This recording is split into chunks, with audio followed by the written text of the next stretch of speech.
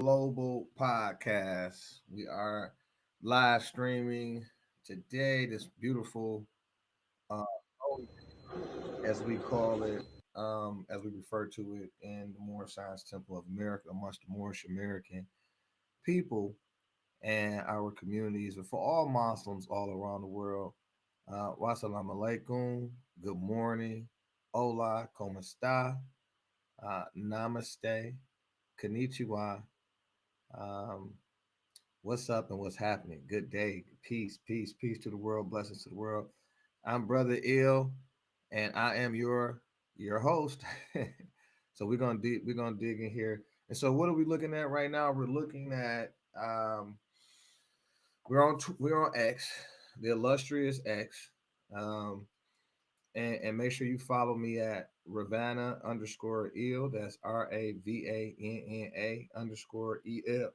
Excuse me, underscore EL. Make sure you follow me right now, and that way you can always get the notifications. You can be locked in when we get ready to present, um, or should I say, do our presentation on the current issues, the current state of affairs, domestically or nationally and internationally.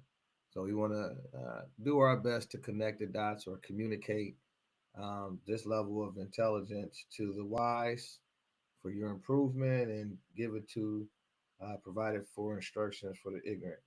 Uh, but the gifts of the understandings is in fact the treasures of Allah. So welcome.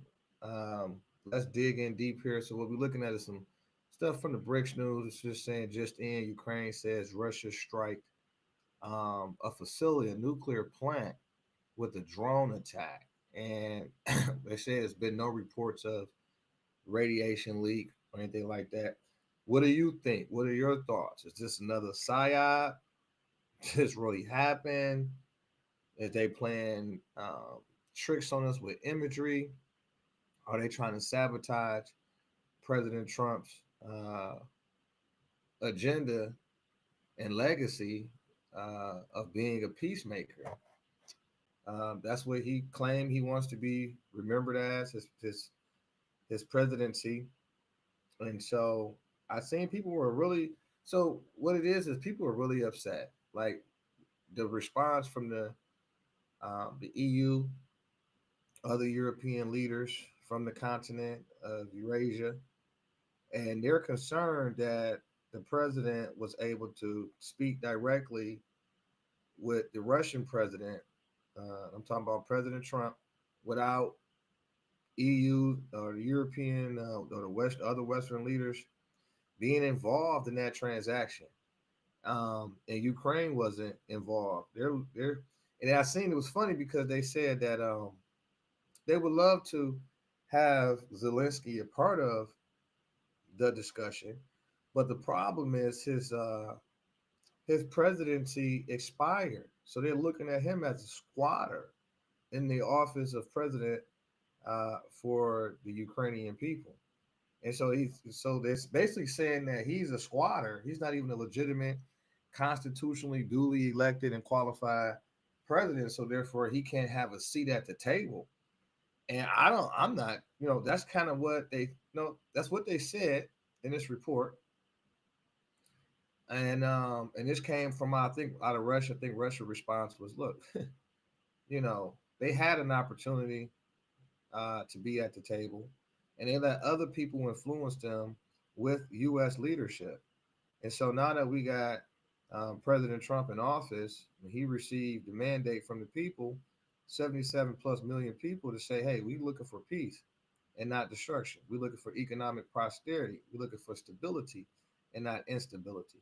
We're looking to have our birthrights protected, the protection restored.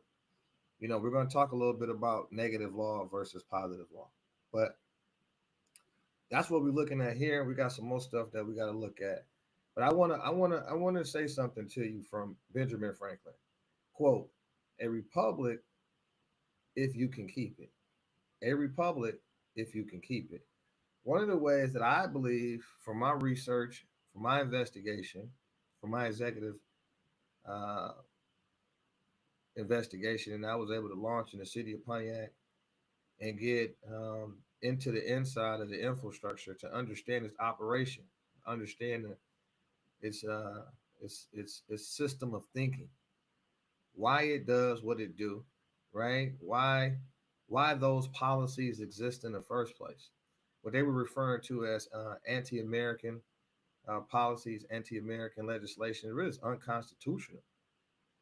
It's anti-constitutional. Therefore, there's a violation of law, and no elected official has been delegated power to enact, to issue, to present, to vote on anything that violates the constitutional law, anything in the Constitution by any state that created a law that violate anything in the Constitution is notwithstanding.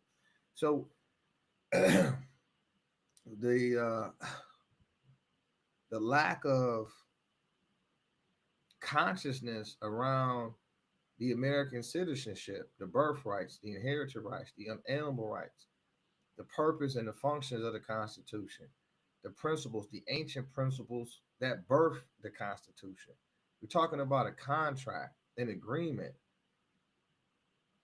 a sacred arrangement between the people and the people institutions that it created to protect their interests, to safeguard their posterities, and ensure that it continues to grow. It continues to have that sustainability component, and you want your nation to continue to get because the United States has a beginning point, right? We talked about that the last time we was on the show when we broke down the letter from George Washington to the Sultan of Morocco, to the Empire of Morocco in 1789 when he took office, and he talked about how he was speaking on behalf of the entire nation. He was giving his thanks and his gratitude for vouching for the United States. One, two, for providing dominion to their commerce, to its commerce. So we back the economy by giving up land, by ceding land over, issuing land over, under an agreement via the treaty agreement between the Moroccan Empire, the Moors, and the United States in 17 that went between 1784 and 1787, which was concluded in 87, then revisited 25, 50 years later, basically just as a ceremonial thing. But it's the longest standing treaty with the United States of America in its constitutional republic form. And you have Moors in the internal work as citizens of the United States, and not just citizens, but elected officials, et cetera, et cetera, et cetera, which was really blocked out by the Reconstruction era when they rewrote history and did a lot of book burning throughout history to remove the history from particular groups that were conquered, so they don't have any birthright claims, no inherited claim to the soil as indigenous or aboriginal or the original people of that particular territory. So everybody else will be having the status of an illegal alien. And so it's imperative that they had to use that tactic to remove the education and knowledge, the birthrights from the mind of the people. So there's no legitimate claim, and then the property is abandoned, then it has to go into a trust, and therefore there's trustees assigned to it. And so what the global community has done has been global trustees over the wealth, the prosperity, longevity of the peoples of the world, not just the American people. The American people was significant because of our global position. We got the world reserve dollar. We got a mighty military. We spend the most in military security, etc. We got a great intelligence, allegedly a great intelligence community. A lot of agreements and compacts were created out of World War II. A lot of alliances were created to really push the United States as this global icon, really. And so it's imperative to figure out a way to penetrate the United States, and they did it in such a crafty way. We didn't even understand or sense that we were politically invaded, militarily invaded, economically invaded, spiritually invaded, financially invaded, so forth and so on. And all of the sovereignty center points have been severed. Um, we don't produce our own monetary policies that went to the feds. Feds is not a governmental agency. It's not an elected, crafted entity. It's not nothing, right? It's a third party, really a private entity that's providing services to the United States, financial services. When you look at the other created agencies, you start to get the same sense of this kind of system and operation, which creates what I call a foreclosing economy. One, two, a genocidal operation. Right? Think about it. They were promoting things that does not produce life, and if you're not talking about life, you can't be talking about God. You can't be talking about Allah. You can't be talking about Jesus. You can't be talking about Buddha. You can't be talking about Confucius. You can't be talking about universal principles, right? Because life is movement, and if you don't, that's energy, and you're promoting things that produce no energy. So that creates what I'm going to call today an energy crisis. And so just to get more familiarized with what I'm talking about, well, two men can't make a baby, right? And so that's important because that promotion, the marketing, the forced assimilation into that, as we've seen under the Biden administration, excuse me, under the Biden Harris regime, they were supportive of men and women's sports. They were supportive and men playing or going into women's back. They were supportive of a lot of material that the universe is deemed unnatural. And so you're going against natural law, which is expressed in our Declaration of Independence. So the framers, so-called framers of the Constitution, they their official stance were they 100% not only believe but trust in God. They absolutely declared natural law, nature's God, a part of their reality. So they understood the natural processes, due processes of life. This is where you generate a constitution from anyway. When we talk about due process, fundamental rights, your inherited rights, your God-given rights, your unalienable rights, in the process of you being in receivership of those entitlements through a natural process, not man-made stuff. So the ideology, the curriculum, the marketing, the propagandizing, the weaponizing of that, and then infusing that into all the governmental agencies via policy. That was ridiculous. That was a psychological attack on our children. Therefore, this is a psychological attack on the nation, right? Because two women can't produce a child. Two biological women. You know what I'm saying? So how do we how do we use taxpayers' money, which has been exposed, to promote and market that on the world, to try to go into South Africa and parts of Africa and parts of on parts of different continents, pushing that agenda through a policy, through it's unbelievable how that's even became a reality. So again, what's your thoughts on this breaking news that they're claiming that Russia attacked a nuclear facility? I think it's a psyop. I think it's bullcrap. I think they're upset about how Trump handling the business. And to be honest with you, I just think they're upset about that he was serious about his promises to the American people when it comes to these particular issues. No, we got to have peace, and we got to have peace immediately. Okay, it should have never happened. Should have never started. Everything they did backfired, from the sanctions against Russia that drove them closer to greater alliances that they would have never achieved if it wasn't for the Biden sanctions. The BRICS nation made tremendous progress under the Biden administration to undermine um, really the currency, which stimulated the currency crisis, which devalued the Federal Reserve note, which contributed to the hyperinflation because it decreased your purchasing power. So it cost you more for the same stuff. So and so under the realities of Trump, all of these policies appear to be reversed. They're being to be in a reverse capacity. And then what's crazy is that they understand it now, where they might send the order out, but you don't have good soldiers to carry the order out.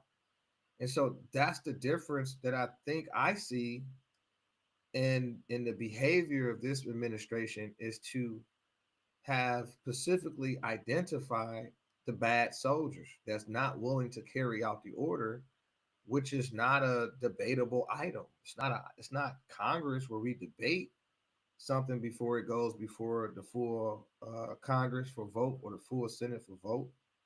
This is not a debate. You know, if you subject under a contract to carry out the order in the executive branch, and the president has issued that order and it's been implemented by the secretaries or the directors of or the heads of all departments and agencies, okay, then that was the issue. Those department heads and those up under those, under them, the managerial class, they was basically saying, in short, it was refusing to carry out the order. In this administration, they have already identified the bad apples, and whether that's one person or 200, 600 people, you gotta go. Either way, you gotta go. You already gotta go. And so we want to give you a chance to do two things here. We want to give you, one, an opportunity to make a good decision here. Two, we're going to provide you some great options. Take the buyout or do what you're supposed to do. Fail to do so, here's the bonus. But if you fail to do so, if you appear to fail to discharge your duties of your capacities, you're fired. So if you have an issue, if you have a political problem with me because of my political ideology, you cannot convert that over into you're going to do what you want to do in this contractual capacity. You out of your mind. And then that's kind of like borderline at this level, like that's illegal. So now you got a Department of Justice investigation on you, seeing if in fact that you violated the law, right? We're supposed to be, prior to Obama, prior to Biden Harris regime, prior to the fake Congress, the run on the judiciary branch, prior to all of that, we were supposed to be a nation of law and order. So they say, and I found this to be hilarious a long time ago. They promote, back in Pontiac City, Pontiac School District, they would promote, we need parent engagement, but that was the promotion. It wasn't any tangible substance that actually supported the marketing. They really didn't want parents involved, especially not parents that are already educated on the subject matter. Because that means, because I have special knowledge. Why do I have special knowledge? My mother served on the school board 12 years, 4 terms, 3 terms, something like that. And my stepfather served 36 years as a city councilman. My mentor is the late great Frank Russell.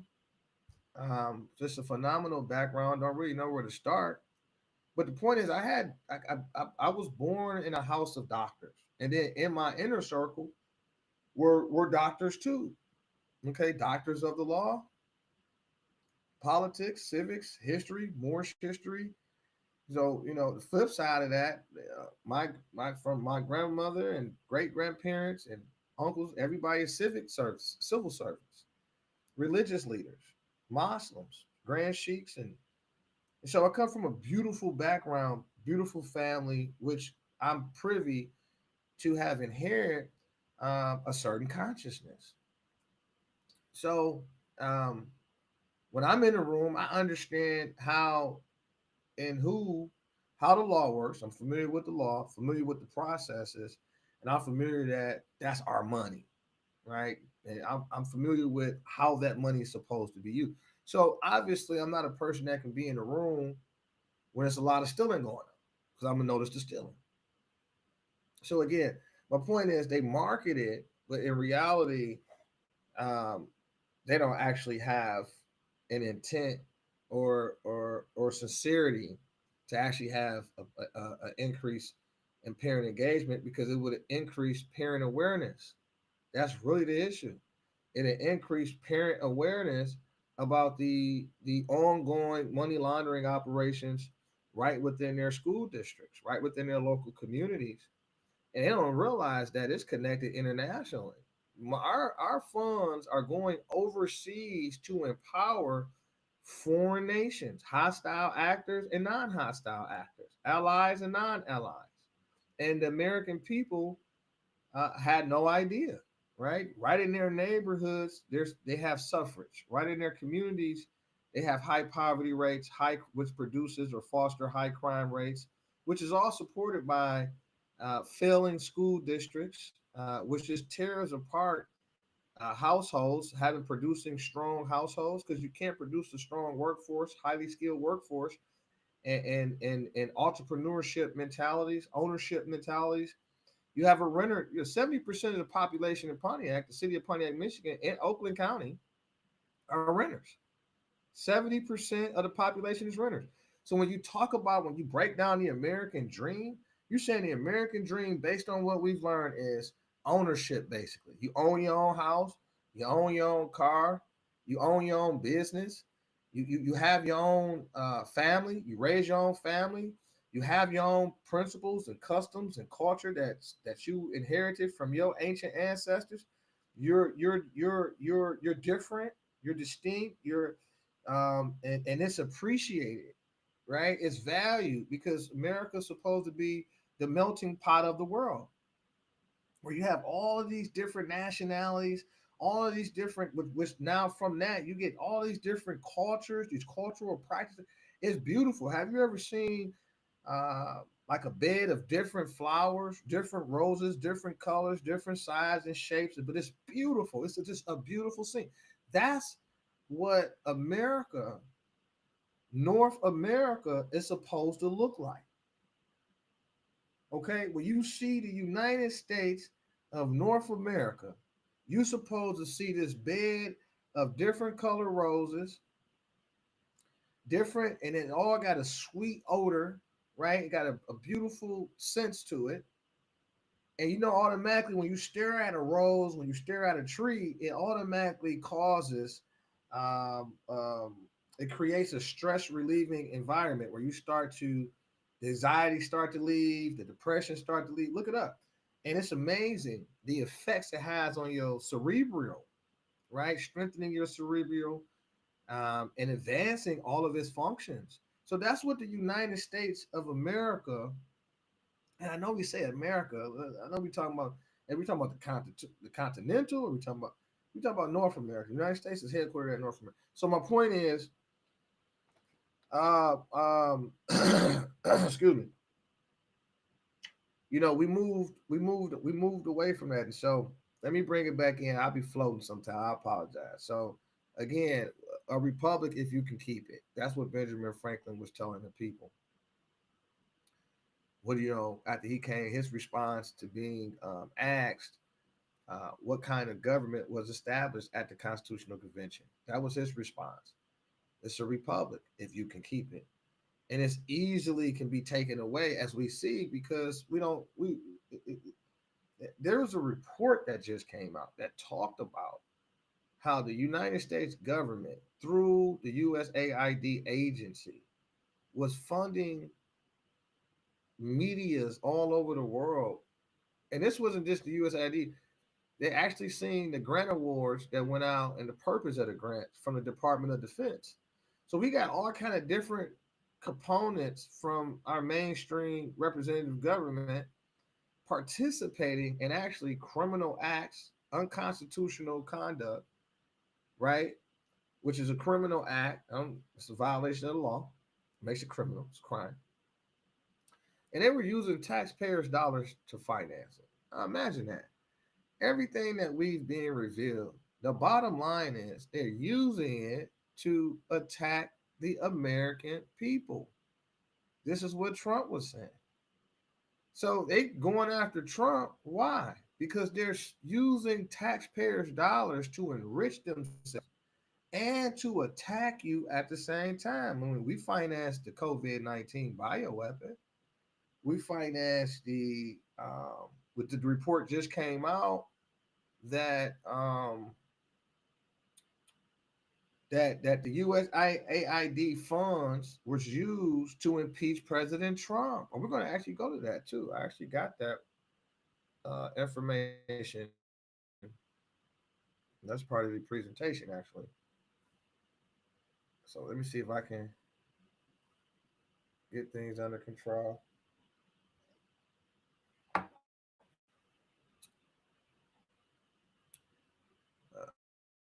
Let's see here.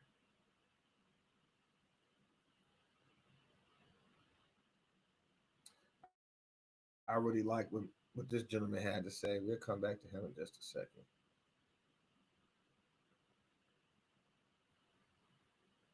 Yeah, we got President Trump made some improvements here. Okay, so and what is this talking about? It says the USAID. This is from Congressman Thomas Macy. So he says USAID funded an organization that, right? So, I mean, again, this is what the reports are coming out. This is not Brother L stimulating or creating from scratch information. No, I'm not doing that at all. I'm sitting here reading. Reading the reports, and I appear to kick this out of the share screen. So let's get back in here. Okay, and let's listen to let's matter of fact, let's tap in, and then I'll tap out, and then I'll tap back in. Okay, and we'll see what's going on. We'll get your thoughts. We'll have something to share. Mr. Schellenberger, can you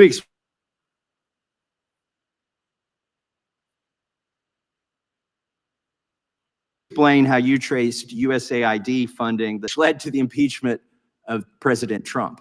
Sure. Well, you may remember that the so-called whistleblowers in the White House was actually a CIA analyst. And in that whistleblower's complaint, which led to the impeachment, one of the central pieces of evidence was created by a USAID funded and controlled organization called the OCCRP. And we have another piece out today about how it participated in the Russiagate hoax as well, creating essentially very important information leading to that. So, I mean, you have in USAID a much larger fund of money and a much broader strategy for information control that included censorship, but also, as I mentioned, taking control of investigative journalism really worldwide. I mean, its ambitions were, amazing. So, yeah, I mean, that's an agency. When we saw that get shut down by DOJ, I thought that was completely appropriate. If there's something in there that it was doing that's valuable, then you could refund it later. But my view, same thing with CISA, death penalty for organizations that participated in violations of the First Amendment like CISA.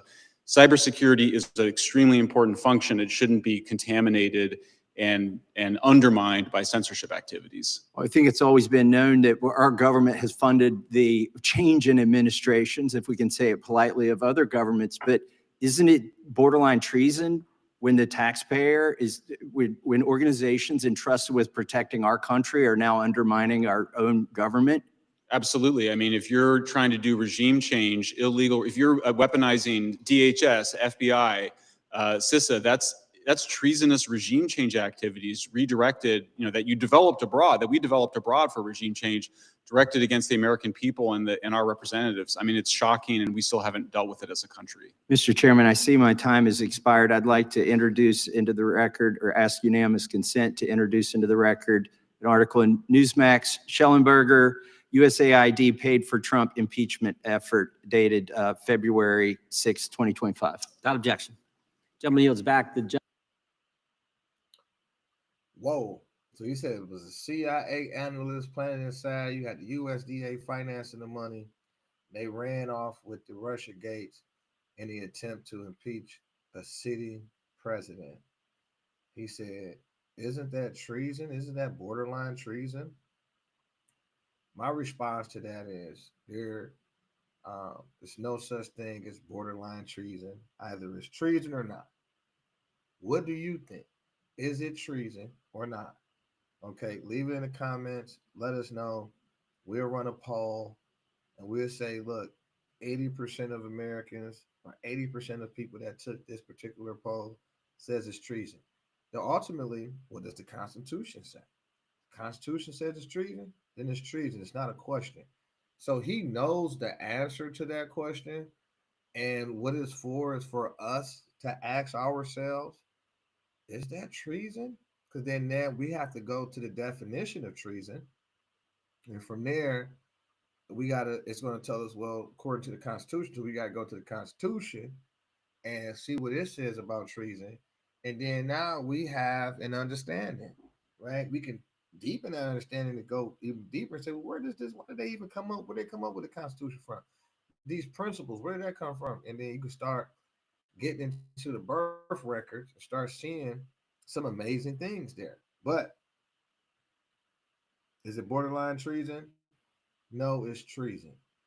If in fact, and since we're having an open discussion about it in Congress at a committee that was set up to have this hearing, this is explosive. And this is the stuff that I'm trying to figure out about the mainstream public. It's like, what are you watching?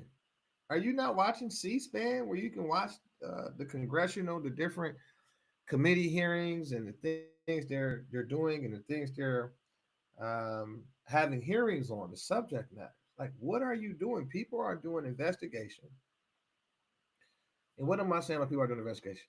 People are putting in a lot of hours of work on behalf of the American people to safeguard the American people, to ensure that the checks and balances are in place. So it'd be beneficial to all of us to kind of hone in on networks that we can see live of what's happening at the works instead of the highlights and then a bunch of opinions. That kills me. We got a bunch of opinions around what actually happened. And then we actually can't know what actually happened because nobody's talking about what actually happened. They're talking about how they feel about political ideologies, and which is something that keeps us distracted from what actually happened. So we asking ourselves, like, what actually happened here?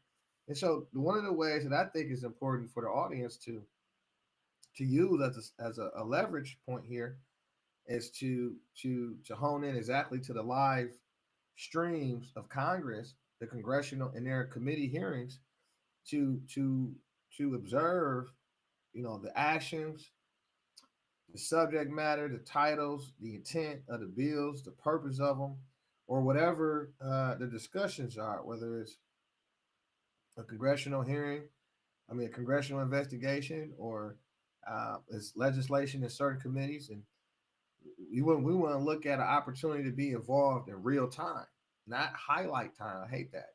I don't like that. We would get to see the highlights of what happened, but really we're getting the highlight of someone's opinion, and we're not really getting the news, right? And that's what this is kind of broken down to with the media nowadays. It's really like a one big podcast, really, and no knock on podcasts. I'm saying, where is the real journalism at? And it's out there, but it's suppressed by a bigger market. A bigger market is opinion based, and there's no factual content, fact based, science based. There's no substance, right? It's just an emotional based media, and it could be crazy out there. So where are we at? So for the first time, people here, welcome here to Brother L Global, where we bring truth to power, challenge the status quo, and seek knowledge that empowers people. Okay.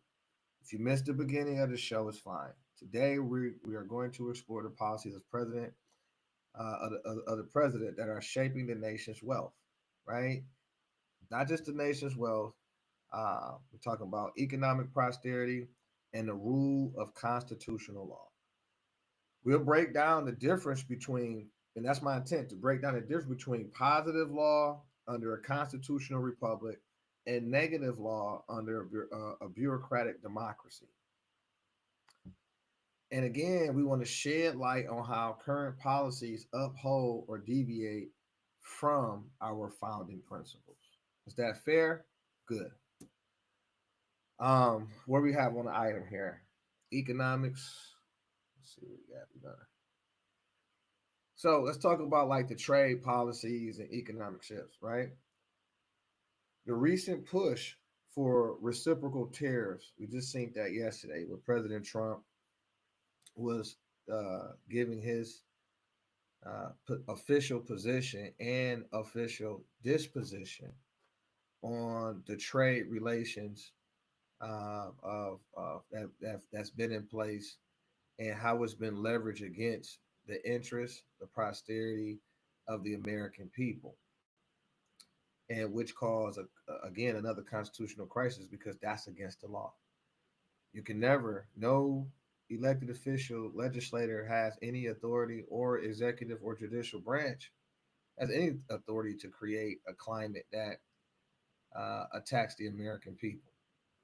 That's a direct and immediate violation of the will of the people. And the law demands that he, she, or they must be immediately removed, effective immediately, without question, without hesitation, and prosecuted and investigated immediately.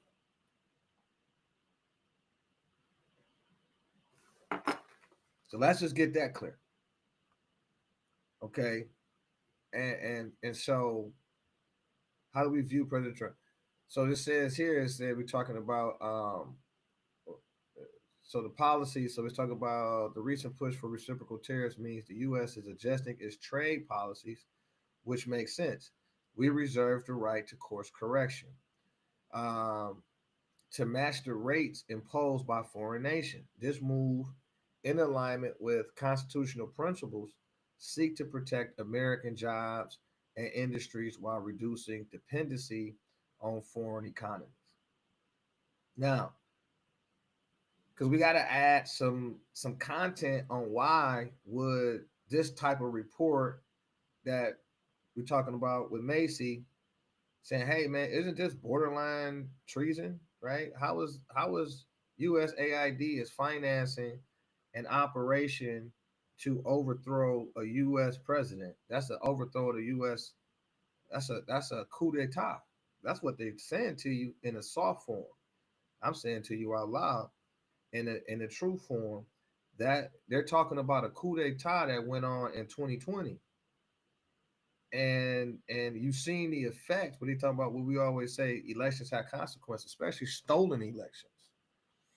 And now it's just continuously being uncovered, all of the many different components that went into the operations to overthrow a sitting president, from fake Pfizer warrants to lying to the Pfizer courts to manufacturing fake dossiers and steal dossiers and then paying all of the media through USAID to promote this propaganda in a coup d'etat operation, including but not limited to what took place on January 6th. January 6th was just an extended effort to overthrow a sitting president. You had over 5,000 FBI agents in the crowd, stimulating catastrophe, stimulating disorder, a breach of the Capitol, everything that we've seen on TV, the hours and hours of footage, it was thousands of hours, missing. The J6 committee, all of the witchcraft, all of the sorcery, and it was all financed by U.S. tax dollars. It was all financed. So while you suffering and you sitting in drive-by shootings, because your community don't have no youth centers, the federal funds has been sucked up in nonprofits that are working for CIA contractors. They're working for, they've been weaponized as an extension of the federal government being weaponized against the American people and our interests. And so that's a scary reality And they're trying to give it to you in a way that don't make you pass out, don't make you have high blood pressure, don't make you have a heart attack, because you've been in love with trusting your government. And the entire time they've been taking your trust, leveraging that so they can get wealthy off of you while they're attacking you. And that's the facts. That's just the hardcore beginning and the end and the middle. The fact of the matter is, President Trump is literally like a modern day hero because he sounded the trumpet. He said, "Wait a minute, this is weaponization." So that's the negative law, right? So we got to restore the constitutional republic. We got to enforce the Constitution. These things are unconstitutional. That's the positive law. Anytime you stop taxing your people and redirect those taxes into tariffs against foreign actors who've been taking advantage of us through trade policies via former administrations that was opted in and trained and developed to get in position to bring America to its knees and subject it to foreign authority. Started in 1871, probably earlier than that. Progressed on in 1913, progressed on in 1929, 1933, 1971. We see these significant movements, including but not limited to certain policies that was aimed at certain groups of Americans to weaken certain communities. And so it was like an indirect play. So now it's like AKA or so-called the black communities, these disadvantaged communities. And it was like, now you look up, every community is marching. Every community got the West Bloomfields of the world, everybody, because this disease started here. So a lot of people felt protected. A lot of higher class, they got more money. It has more security, more economic freedom, access to more information and intelligence that allows that positioning. But when it started to affect them, because the monster was eating too good and nobody addressed it. It was just cat being fed, cat being fed, cat being fed. Now it has spilled over into every community in North America. It infused itself. It hid long enough to get big and strong. Now we talking about cutting waste and government efficiency. We should have been talking about that. We should never stop that discussion. You know what I'm saying? When was the United States converted from a constitutional republic to a bureaucratic democracy? Ask yourself that. Okay, so let's get back to points. So under President Trump, these policies led to an increase in domestic, or it led or are going to lead to an increase in manufacturing and a rise in American. Um, so hold on, let me go back some. So the move that I was talking about with the trade tariffs, this move in alignment with constitutional principles seeks to protect American jobs and industries while reducing dependency on foreign nations. And we seen that in when his 45th presidency, when we was hit with the pandemic, right? And we had to wait on China and India and all these other people to provide us medical equipment, medicine, etc. It's like, what are we doing here? And Trump, like, you know what? We're going to produce masks. We're going to produce ventilator. We're going to, and unfortunately, those ventilator blew a lot of people lungs up. Because again, this is why I can appreciate Trump dissolving who, because they can't. I mean, they've been living off our money. So you're going to see a lot of these people wrap up because they've been living off U.S. tax dollars. Now wrap it up. We pay for somebody to give us bad information between who, the World Health Organization, and Dr. Fauci running the NIH. What we got is 25 plus million Americans dead. Why the hell would we send you any kind of money? And that's shame on Joe Biden. Because think about it. Why did Trump have to do that? And he had already did it. Why did you send him more money when you got it? So it's safe to say that the Biden-Harris regime yielded the power of the office of president to finance an attack on the American people. Everything from this bioweapon, from the C-19 vaccine bioweapon, to the engineering and creation of this bias. According to reports, this first aired is under the Obama Biden administration. A lot of this work was put together then.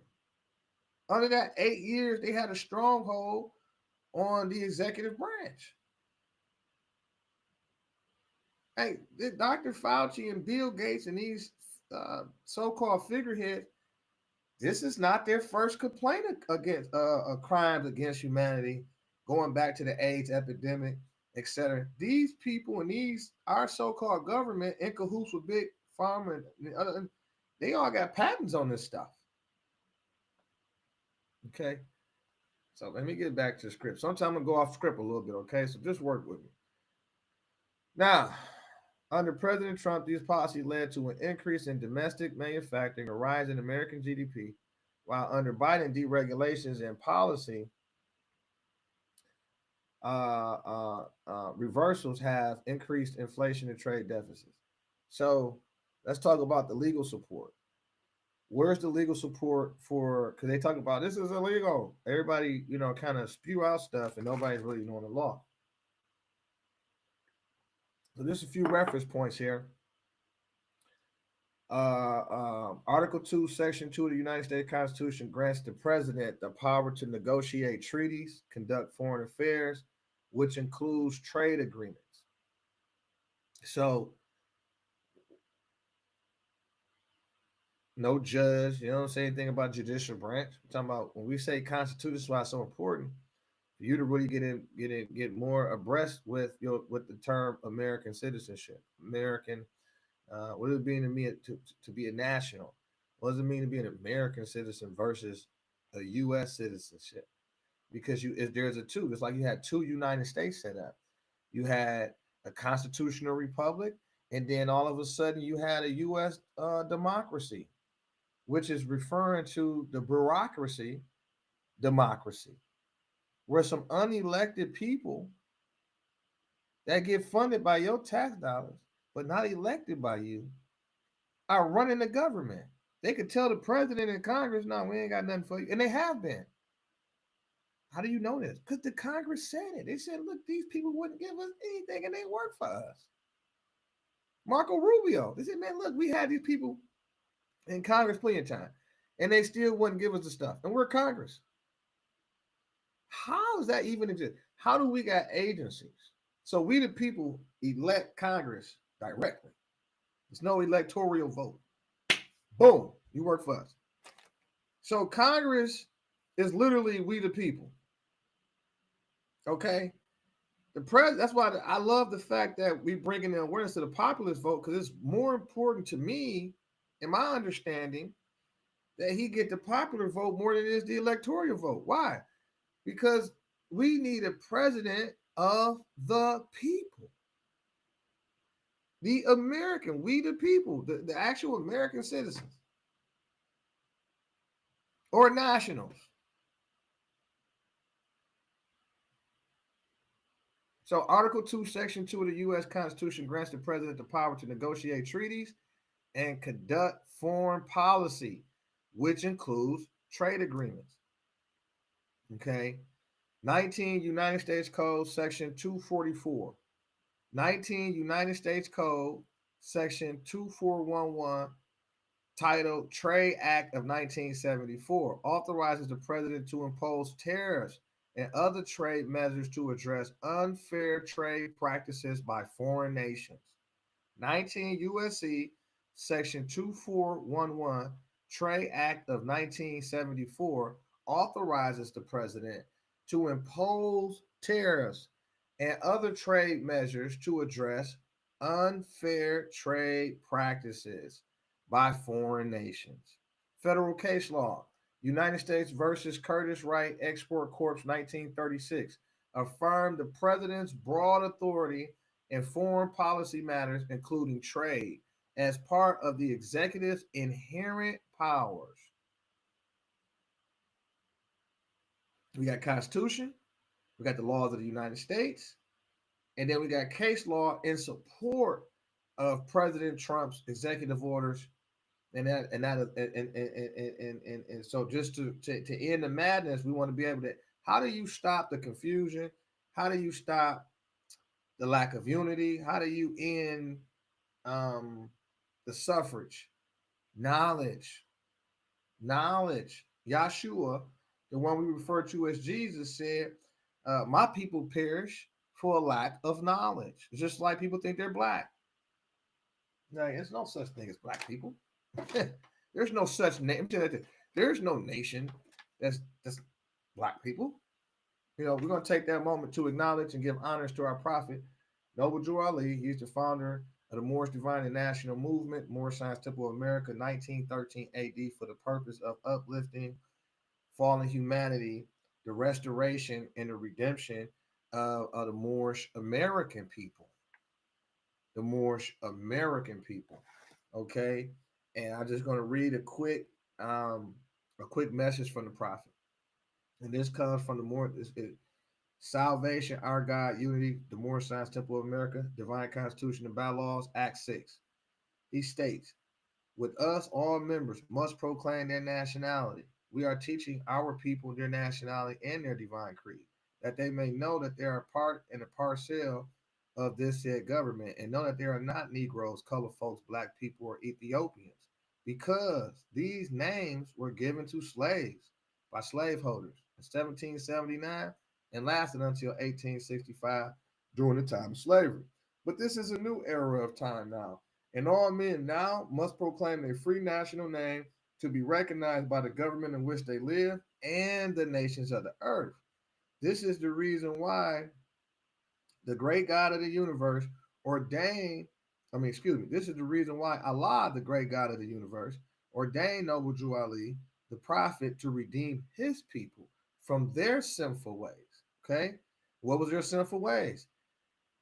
They didn't have the knowledge of their nationality, divine creed, their birthrights, their free national descent names, and they were operating under slave brands, under brands that was given by European colonialists that had enslaved free men and women of Moorish descent, nationals. Even though we had an agreement set up in 1774 and another agreement set up in 1787 called the Constitution and the treaty agreements, not to enslave each other's people. Okay, we run to an American citizen, right? You good. We ain't got no problems with you. You go ahead. And if you run to a Moorish, you good. And so these agreements were breached.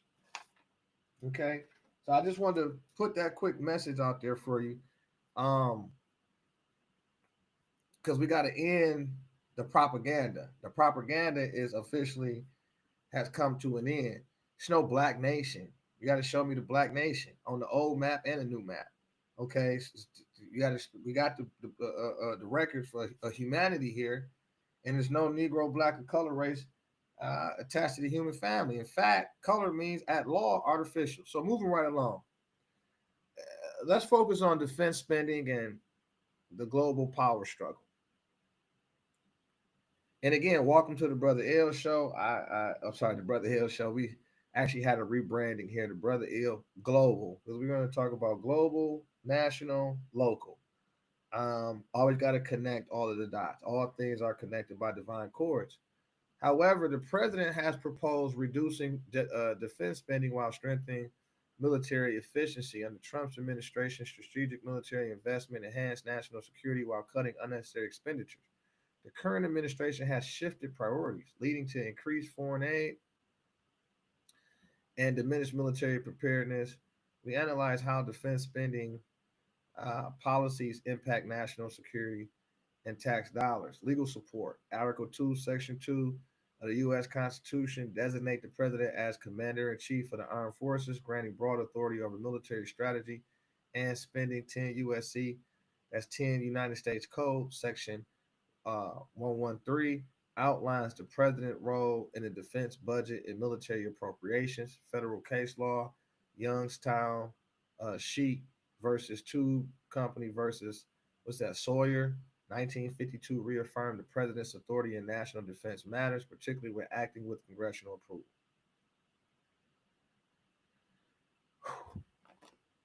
So, what are we talking about here? The entire government is on a federal audit, presidential audit. We need to see, like I told you, we found, or it was reported, that the Department of Defense was using grants to run a psychological attack on Americans. They were paying different medias to do this. This is amazing stuff. So it's like, okay, so the Department of Defense been using taxpayers' dollars to attack Americans to push their agenda? Well, we got to take a look at that. We got to put that under review. I am the president of we, the people, the American people of these United States, a constitutional republic, which means I have a contract to serve at the will and pleasure of the American people. He got on stage for 4 years, campaign, hundreds of rallies, and he got up there and said, look, this is my intent and purpose. Here's what I was working on. Here's the results of my 45th presidency. Compare that to each and every second and every action of the Biden-Harris regime, on top of making sure we never forget they stole an election under the guise of a pandemic. The Constitution was suspended, undermined, and overthrown, while saying, if you elect me again a third time, I will abolish these people. I know where they money at. I know how they get money. And we're going to make sure you, the American taxpayer, know how to follow the money. Whether it's Social Security, they burning money, stealing money, wasting money. What they call fraud and abuse. Excuse me, and abuse. Waste, fraud, and abuse. They trying to be nice and be diplomatic and politically correct instead of just saying they've been stealing. The system has been stealing from its own people. We hereby demand, President Trump, shut it down. No, let me not go into my bad. Global health and human rights. Expanding the global gag rule. Under Trump, prioritized national security and foreign aid, ensuring the taxpayers' money was not funding programs that conflicted with American values. Meanwhile, reports under the Biden administration highlight the misallocation of resources and increased government inefficiency. According to the latest federal audit, billions of dollars have been wasted through fraudulent programs and mismanaged funding. We break down the numbers. So before we go there, let's go to the legal support reference. Article 2, Section 3 of the United States Constitution requires the president to ensure that laws are faithfully executed, including the allocation of foreign aid. What the heck are these people referring to? We talking about law and order. We are a nation of law and order. You know what I'm talking about? I like the other one today say, we're a nation of immigrants. Like, what? Just for the record, the Moors are not immigrants. We've been here since olden times. However, let's run with, because you're talking about Indian, ain't no such thing as Indians. Like, well, that was us. Okay. History has been rewritten. That's the issue. And everybody should be aware at this point. They've been running CIA, FBI, international, national security, all of the intel agencies have been co-opted in to run a fraud on America, to poison the American minds, to put them in a state of perpetual confusion. And it's all been uncovered. They've been messing with the weather, the agriculture, the law, the Constitution, and your money. We're talking about money. Gold and silver, not fiat currency. That's the problem. You need to restore the gold and silver system. You need to restore Article. It's crazy. I got to say this stuff. We need to restore Article 1, Section 10. Congress, the executive branch, have no power to suspend Article 1, Section 10. They have no power. And it's literally the foundation of all of this crap that we're going through financially, including but not limited to the 14th and 15th Amendment. These are covert taxing devices. Covert. You don't even know you're being taxed. You don't know you're being taxed. You don't know how. You know you're being taxed, but you don't know how. How is this stuff lawful? Read the 14th, 15th Amendment, read Article 1, Section 10, and then ask yourself, what the heck is going on? Why am I paying back interest for counterfeit money? Where is the money at? They handle you a bill, a debt note. You can't convert and go to silver in your local branch.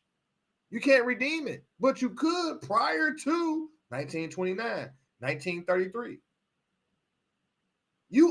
We all knew what allodial rights were. We all owned property without a property tax prior to the Federal Reserve Act of 1913. But Congress never was delegated constitutional power to overthrow the Constitution, not any part of the Constitution. How did it happen? When did it happen? So let's go to 22 United States Code, Section 2151B, Foreign Assistance Act, authorizes the president to set conditions on foreign aid to ensure it aligns with U.S. policy and values. This is illegal. They don't have any rights. What are you talking about? So now this judge, we just exposed the judge that said you got to unfreeze the payments. You don't have authority. The judge is overreaching. The judge is acting in excess of his colorable jurisdiction. Meaning when I use the word colorable in front of any word, it means it's telling you it's artificial. He has an artificial jurisdiction. So is he acting as a constitutional judge or magistrate or a constitutional judicial officer? Or is he acting as an activist? Or is he committing treason? Is that an impeachable offense against this federal judge who's unelected? He's unelected. And he's selected and appointed by the people who put the play together. So now it's automatically, if you're the president, what would you do? You would have your deal, you would refer it over to the DOJ. Need you to investigate this. This seems to be illegal. According to 22 United States Code, Section 2151B, Foreign Assistance Act, the authorizes the president to set conditions on foreign aid to ensure it aligns with U.S. policy and values. Now watch this. Federal case law, Zivotofsky, that's Zivotofsky versus Kerry, 2015, reinforced the president's exclusive authority over foreign policy decisions, including the distribution of foreign aid.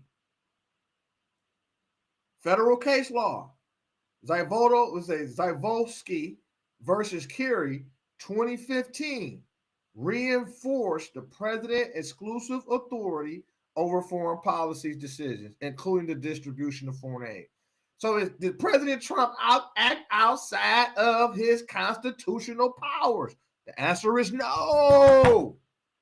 We just triple down on it. Article 2, Section 3, 20. Then we went from Constitution. Now we went to where it's codified in the laws of the United States. So it's codified. It's a code on it. What's the code? 22, Title 22, United States Code, Section 2151B, Title Foreign Assistance Act, authorizes the president to set conditions on foreign aid. These are the conditions. That's called contract. So the president has the authority to contract. Of course he do. It's constitutional power. It's just codified. It's just doubled down by Congress, put into United States laws so it can be enforced through the DOJ. So if anybody violate or undermines the president's authority to set conditions, that is a crime. They got to refer this over to the DOJ, the Department of Justice. But the Department of Justice had to be reconverted. Recoupment. We had to recoup the U.S. federal government, dog. Who is we? We the people. Now what's next? We got to make sure that we own the Congress. Who is we? We the people. We're actually the de jure government. They the representative government. And in fact, they're not even government no more. They talking about their U.S. democracy, a bureaucracy democracy. What? What is that? What is that? What are you talking about? What do you mean you people could tell me I don't have a, and I see that in the Social Security office. I've seen all these different things in the Secretary of State and all of the different agencies in the arms of state government, federal government. They just said, look, you don't even got a constitutional right. We want you to contract those rights away. That's a violation of the Constitution. Why? Because the Constitution says we the people recognize that all men are created what? Yes, sir. Yes, ma'am. Created free. Go look up. I should have pulled up the definition of free at Black's Law so you can know what it means. And I apologize. But look it up. Go Google. Go to your chat AI. Go to DeepSeek AI and say, explain in accordance with Black's Law Dictionary, 4th edition, free is not beholding to any lord. So you don't have a lord here. You don't have a king here. There's no king, no monarchs ruling over the people. The only king here is the great God of the universe, the Almighty. In God we trust. So you have what we refer to as God-given rights or birthrights or unalienable rights as defined and expressed and declared by the Declaration of Independence. The constitutional law has been enforced since 1774, man. Against, see, this is what y'all got to realize too. The law is being enforced against the United States. The law of the land, that's what they say. Go read it. Article 6 of the U.S. of the American Constitution for the United States of 1787 says what? This is for the United States of America. The law is being enforced against the government that we establish in order to secure, preserve, protect, guarantee the people's birthrights. The American people, we the people. So let's get back on task. On task is we just went through, we busted down, we went triple time on you. We gave you the United States Code, the legislative act that authorizes the president to set conditions. That's contract law, everybody. So the judge can't come in and say, you gotta stop doing. You don't have the authority. See, this is the beautiful thing about law. I'm operating within the scope of authority of my office. I'm discharging my duties of president, of the office of president. I'm authorized. So these are intelligent people. That's why I say it's no such thing as incompetence. When you assume, even me, when I assume the office of Grand Sheik at Temple number 13, Morris Science Temple of America, become the highest law enforcement officer within our community, you have to surround yourself and your cabinet by very intelligent people who are wise and experienced in the various subject matters or particular subject matter to empower your administration to better serve the people of that elected you, and then all people. So these things, what I was saying was that these people are not stupid. They're not going to take an action outside of the scope of their authority, because that's where you can bring in the judges and then they can make rulings and set precedents against you or against the office for future presidents or future offices, et cetera, et cetera, et cetera. So you got to be intelligent about how you move.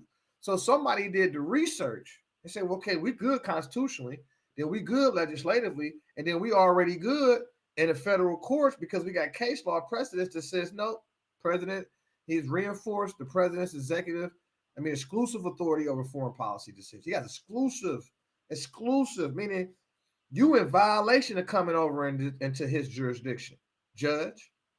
And so he had that judge is, I'm going to assume that this judge or these judges supposed to be judges, right? The clerks dressed in robes. But I'm assuming he knows the law because the maximum is ignorance of the law excuses nobody. So, bro, you didn't know that the president had that authority to do that? That's crazy. That makes me wonder, how did you get in position? So moving along, let's talk about the environmental crisis and the U.S. policy. Climate change policy must align with economic prosperity. Under Trump, deregulations led to energy independence, job creation, lower fuel prices benefiting American households. So that's what we're looking for right now. The Biden administration return to restrictive policies has driven up energy costs, placed financial strain on the working class Americans.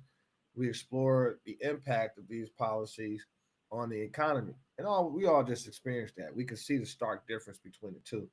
So we look at Article 2, Section 1 of the United States Constitution vests exclusive, or should I say, and I apologize, Article 2, Section 1 of the U.S. Constitution vests executive power in the president, including the authority to enforce the rollback regulations.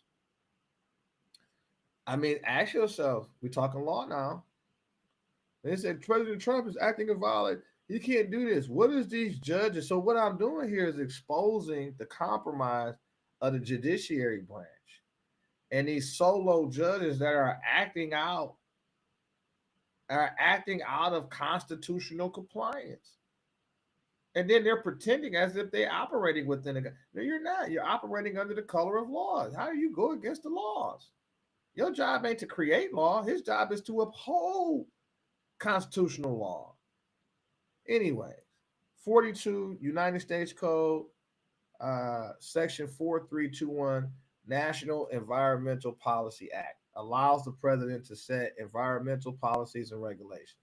Federal case law, Massachusetts versus EPA 2007, recognized the executive branch discretion in implementing environmental regulations under existing statutes. Let's see what else we got here. Hold on. So we're talking about, so you pretty much understand the sequence of our behavior today. We're going to identify something, but we want to support it in law so they can't say he's breaking the law. And then when these judges attack President Trump's executive orders, people don't get into a mentality like, dang, man, we knew they was going to do that. We can't even take care of our, with that, like, dang, like it's over. No, it's far from over. And that's why we're giving you the law so you can be empowered. So because you can actually take an action as a citizen. You can say, what the heck? You can file a lawsuit against these people. Hey, man, you're creating a constitutional crisis while under a constitutional oath. That's a violation of your oath of office. You should be removed from office. The American people is the real government. We're what they refer to as the de jure government, the elected officials that we put up under an oath because we can't trust them. They're the representative government. What that means to me is that, hey, you're not representing me right. You're fired. I'm going to take action for myself at this point. So there's plenty of remedies for the American people secured in the Constitution and natural law that we're just simply unaware of. And so that's the point of today's show, is to help you understand the difference between positive law versus negative law.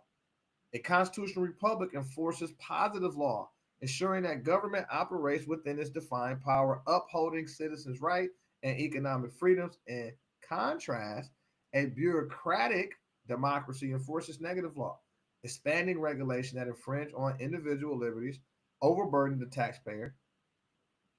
And we compare how both approaches affect governance, financial stability, and constitutional freedom. So let's talk about Article 1, Section 1 of the U.S. Constitution establishes that all legislative power are vested in Congress, but the president has the authority to enforce laws within the constitutional limits.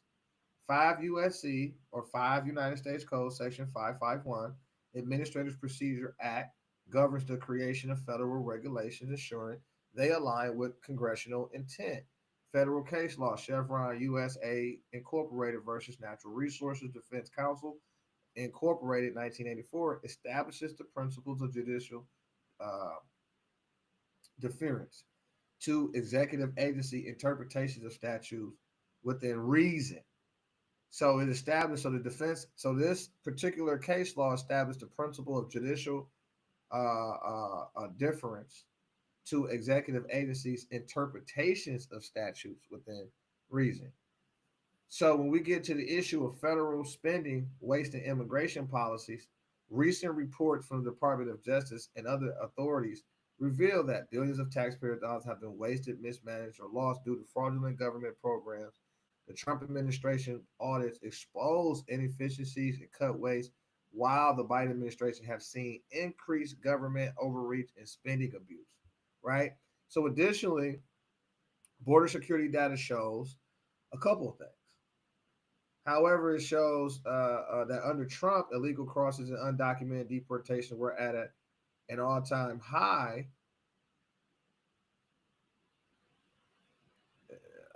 Wait a minute.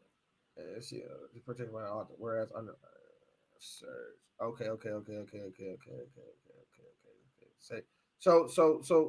What are we saying? We're saying additionally, our border security data shows that Trump's agenda dealing with the deportations and illegal crossings were at it. I think they just reported at a 96% decrease, right? Meaning that stuff decreased by 96% with illegal border border crossings, and with the deportation agenda in place.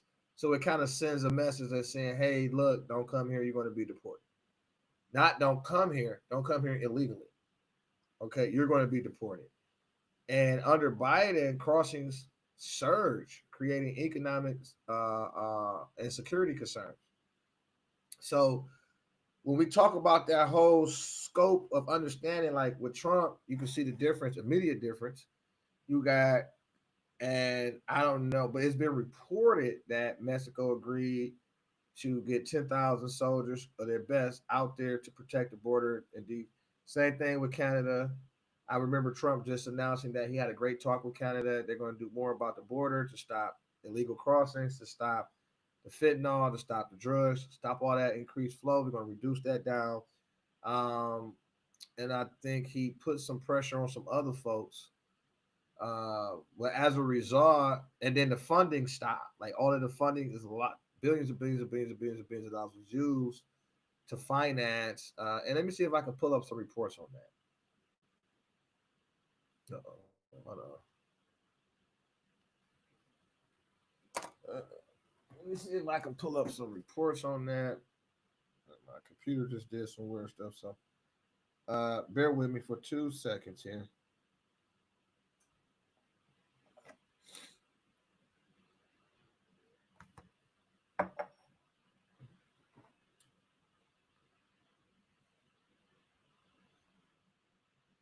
Bear with me for 2 seconds. Okay. Oh, before I forget, congratulations to RFK, man. And how are we going to be able to forget that? And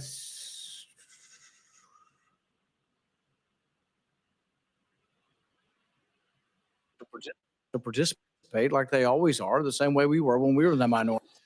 Thank you. The accusation or criticism has been made. So we're going to find those reports. I want to touch on something, but I want to sidebar, and we come right back to that. This is crucially important to me.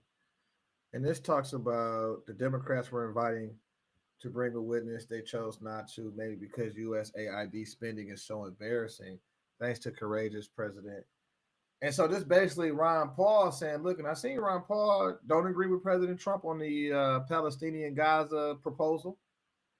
And he spoke against it. I seen that. I documented that. And I agree with his position on that as well.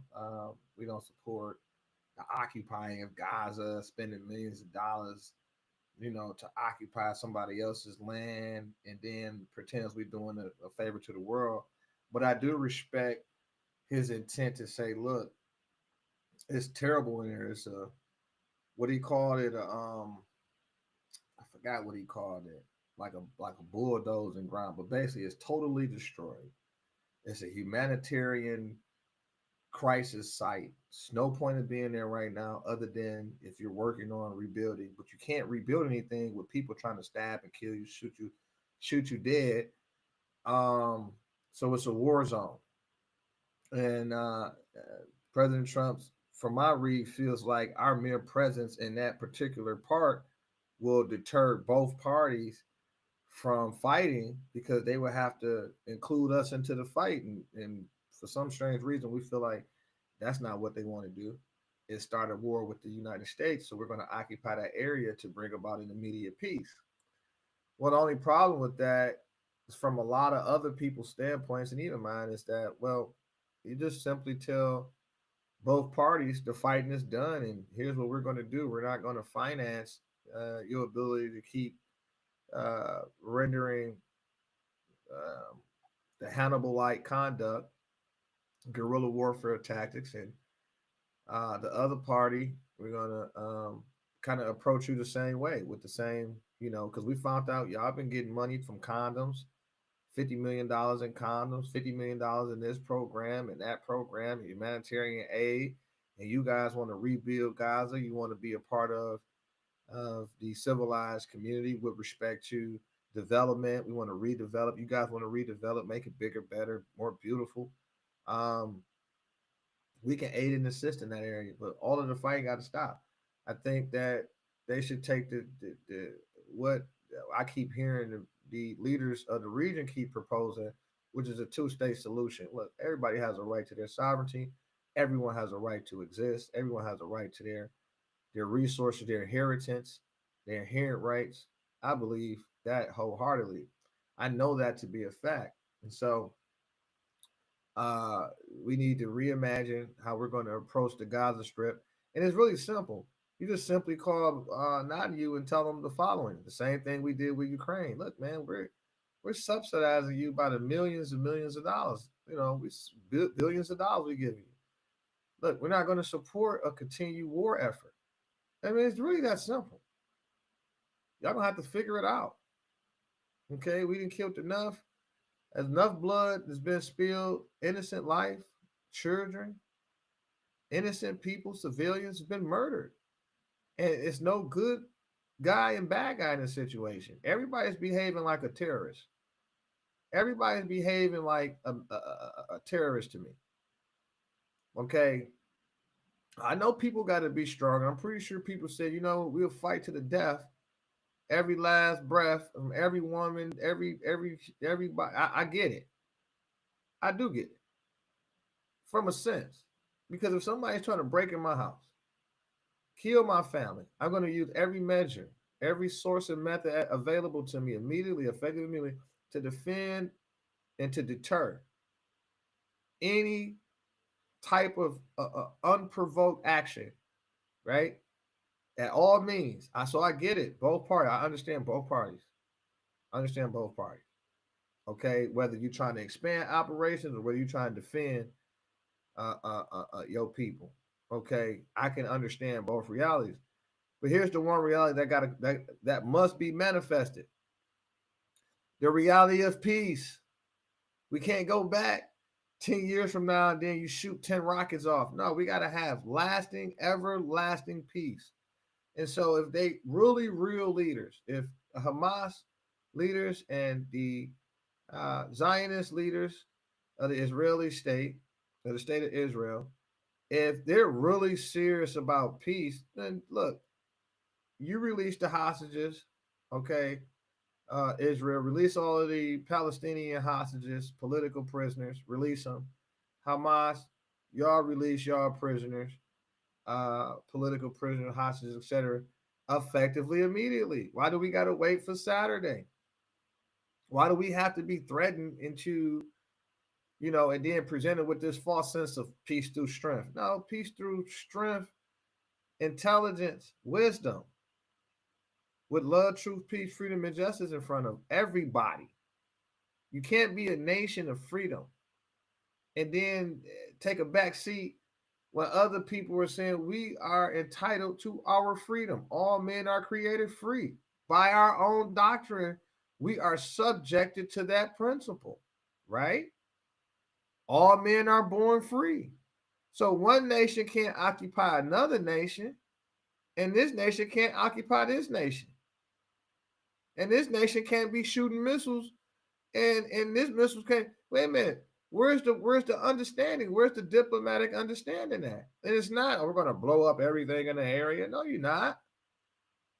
If you do that, you're going to give you're going to give Congress right back to the Democrats, and we right back where we started. That's my opinion.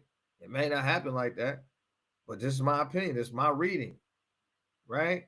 We're going to make peace. Let's make peace. And let's make it everlasting, because you can't show me all this power of the office of president.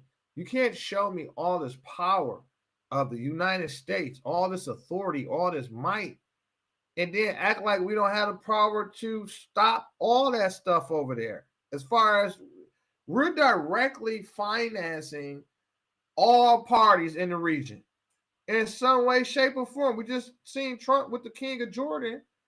And we've been giving Jordan money and grants and other things of that nature. He said it. He talked about it because they were talking about sending Palestinian refugees, victims, over into regions to stay with this whole Gaza proposal, to support this proposal. He was talking about putting people over in Jordan, working with Jordan and working with Egypt.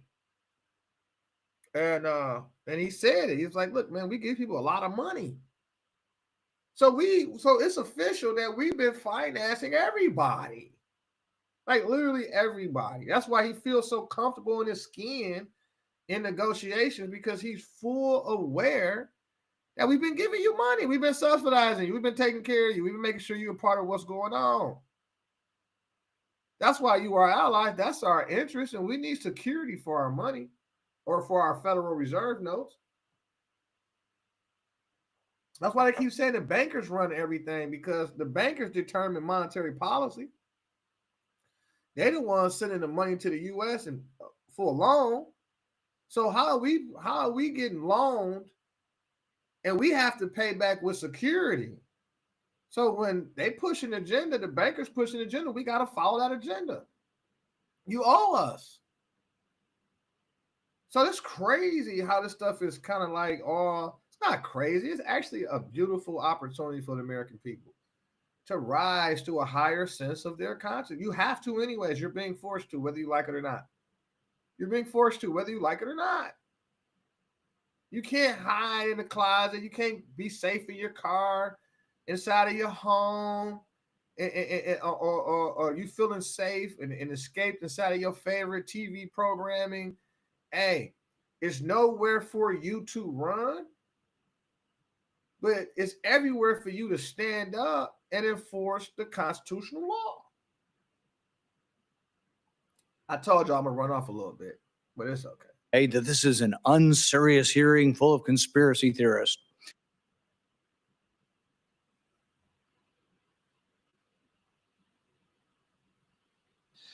Thank you. The accusation or criticism has been made that this is an unserious hearing full of conspiracy theorists. Well, the Democrats were asked to participate like they always are, the same way we were when we were in the minority. They could have brought a witness. They chose not to even bring a witness. I can't conjecture as to why, but maybe it's because it's so embarrassing, the stuff that USAID is spending their money on. Who could possibly be against ending $2 million for sex change surgeries in Guatemala? I mean, who wants to defend that? I haven't heard anybody yet defend the waste and malfeasance that's going over there. $3 million for girl-centric climate change. maybe there's not a witness here. Maybe it's not serious. But I don't hear anybody explaining why we should continue to do that. Now, there is a legal question. There is a legal question. If there's $40 billion in USAID and they don't spend it at all and it just sits there, can the president impound it? This is a real question. It may come to that. But I don't think any court is going to find that the executive branch cannot pause and audit spending. I mean, to crassly say and just to jump to this, it's illegal, it's unlawful, it's a tragedy, it's a constitutional chaos. Well, auditing spending is what government should do. It's the traditional oversight that hasn't been done in a generation. That's why we're finding this stuff. It's been creeping up for a generation. $4.8 million for social media influencers in Ukraine. I mean, if people want to defend that, step forward and defend it. We are finding waste and malfeasance. You also have to realize that when you have a social agenda and your social agenda is, LGBT, well, when you take that to a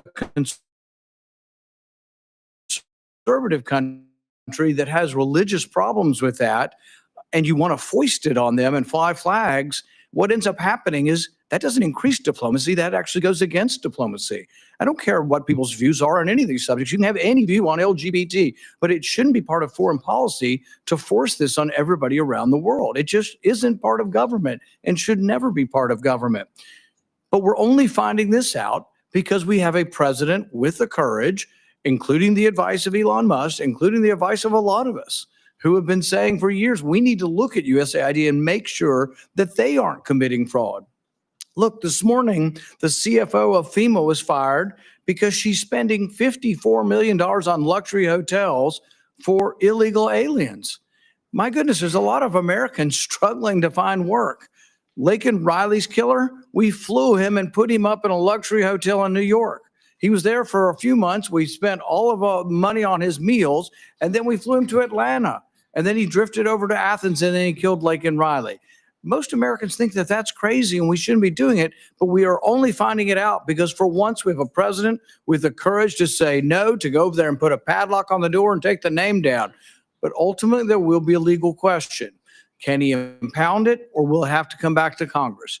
I actually, frankly, think the better way is spend about $30 billion and send $10 billion back, and we do a rescission. There is a method for doing that, and I hope that is what is done. But even on the impoundment question, there are questions exactly, and I don't think it's ever made it all the way to the Supreme Court. There is court precedent on it, but we haven't gotten to that. A pause in funding is an impoundment. A pause in funding to do an audit is just good government, frankly. The question I have for the panel is this, though. Mr. Chairman, may I just Sure. inquire? Sure. Because the chairman mentioned that we don't have a minority witness. I would suggest, and speaking out of turn here, because the ranking member isn't here and I don't purport to speak for him. We're docking your time for next week. I'm just kidding. But I would respectfully suggest that we have Paul Martin, who was fired as Inspector General, come before us. We didn't deny any witnesses. Your side did not put forward a witness. We did not deny any witnesses. You didn't put forward a witness. So, but I just think it's disingenuous to, to sit there, and it is a personal attack on me to call this unserious and a conspiracy, a bunch of conspiracy. It's an attack on our witnesses as well. That is a pejorative, and that's name calling. All right, you're welcome to object to things they say and have facts to counter them, but to call this an unserious hearing of conspiracy I never used that term, Mr. Chairman. Well, you said it wasn't serious. You said the hearing wasn't serious. And the thing is, y'all chose not to participate in it, so that's on you. Maybe we can have a second hearing because this is such an important we can have a dozen on this. There's so much to talk about.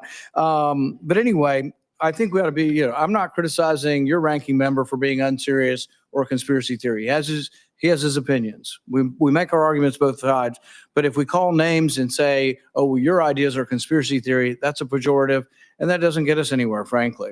And because it's also dangerous in the sense that many people who are then say, oh, it's a conspiracy theory, well, government should suppress that.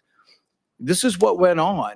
We had 23 scientists come forward in Lancet and say that the possibility that the virus came from a lab in I Wuhan. want to point out, I apologize for cutting the Honorable Ron Paul's, I mean, not Ron, this is Rand Paul.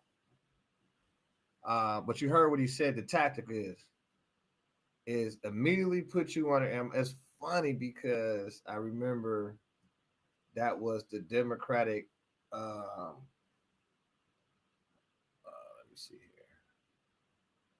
I remember that was the Democratic ploy, and every time you bring facts, scientific facts, or law, they would say that's a conspiracy theory. That's crazy. They would say that was a conspiracy theory. And then that was actually a military strategy to discount, deplatform, censor American speech. They would try to put it in that category. So I apologize. I just wanted to kind of, that was a significant point. This guy is highly intelligent because he paid attention to the pattern of that. And then what is the response to that? What were their response? It was all in play. It was a counter move to a counter move to a counter move. But it was noticeable for anybody that was paying attention. It wasn't hard to miss. Everything was coordinated. Everything was uniform. From it happening in China, and then it went to this country and went to that country, and it got to the U.S., and then they want to shut everything down. And you can see it from a mile away that it's all coordinated. The masks and 6 feet distancing, they can't scientifically prove anything. It all leads up to one, antidote. Oh, they pushing the vaccine because what came next? The vaccine. So they got to have a reason. You can't just do stuff. So you got to create a crisis, a reason to violate you, basically. And then to get you to participate in a violation, one, through the financing, through your tax dollars. Two, to you agreeing to be, you can't really agree if you're under a hypnosis. So they hypnotize you and you think you agreeing to something. And then once we bring an end to the hypnosis operation, you're like, what the hell have I done? And it's really not what you done. It's what the government done to you. And now we got the receipt of how much money went into that project. Isn't that freaking amazing? Do you imagine that? So you got to be saying to yourself, the people who was duped, man, I was tricked. I was tricked by my own government, man. And it wasn't even my own government. It was corporations and foreign powers in controllership over the U.S. government posing as the de jure elected government. And it was nowhere near it. And we had a false sense of a constitutional operation. There was no constitution enforced because it couldn't be enforced because these people have a secret oath to serve an entirely different master. That's not we the people. So it could put other foreign powers in our seat as the world leader. And they tried to undermine our currency. They tried to undermine our economics. They tried to undermine our technology by stealing it.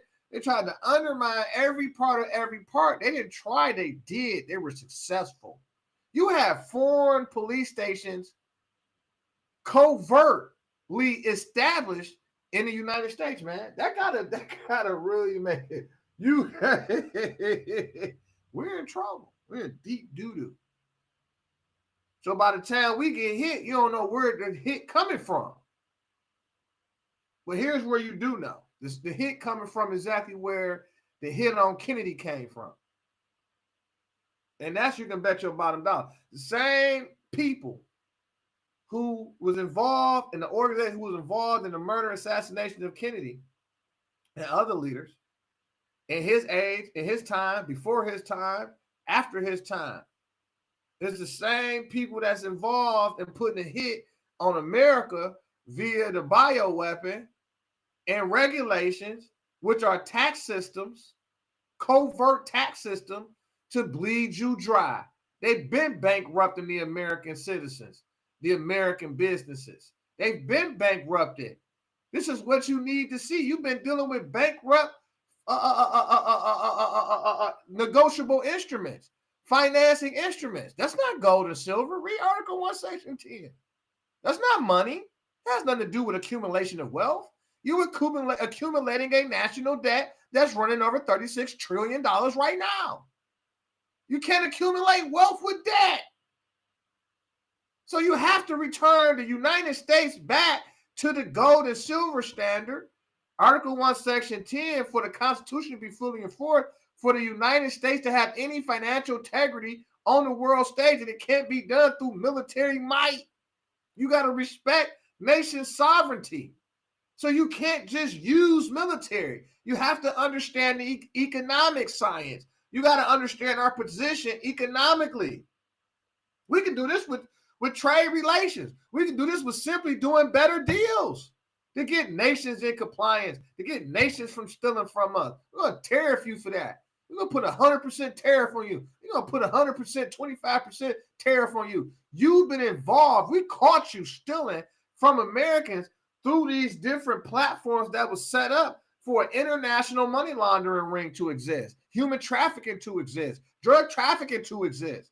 This is not incompetence. This was an agenda, an international agenda to usurp the American people's authority, secured, declared, protected, etc., via the American Constitution. How did they get around that? They got around it by going through our elected officials, who was never our elected officials. They were bought and paid for prior to them even getting in office. So they already had an allegiance. They already had a mental reservation. They already had it. They already knew it. That's why most of the information and reports that come out now is about they already knew. Yes, they did already know. That means that this was premeditated. So on the issue of the bioweapon, i.e. COVID-19 and the so-called vaccine, that was premeditated murder.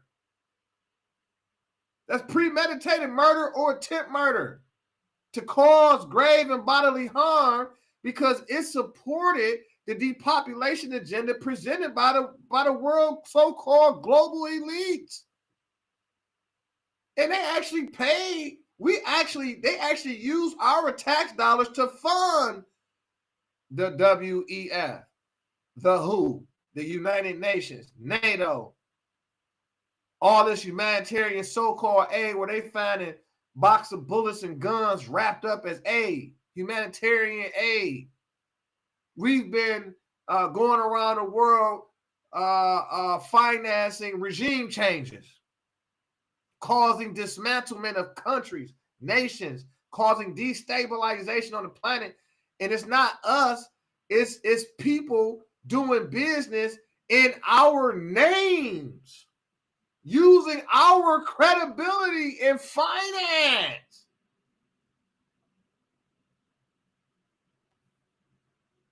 Was a conspiracy theory.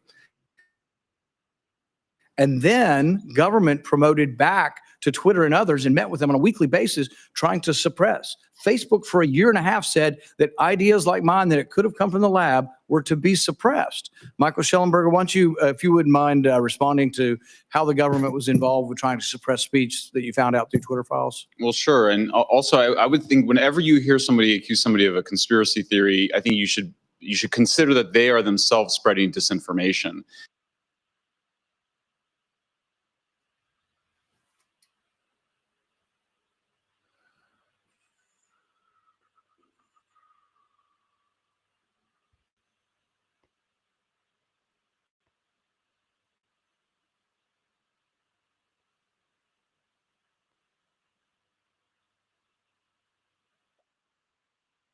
Reckless and wasteful spending of our federal government, particularly when it comes to foreign aid.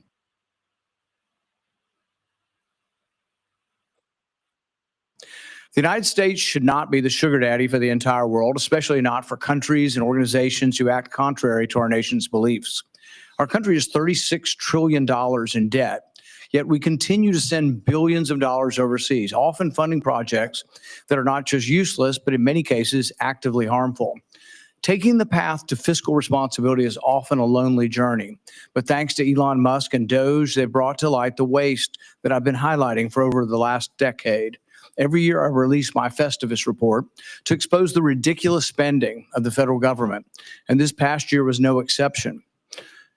I uncovered over $1 trillion in government waste, with the State Department and USAID being some of the worst offenders. Let me give you just a few examples of what these unelected bureaucrats are spending your hard-earned money on. $4.8 million went to Ukraine's public affairs office in Kiev to fund social media influencers.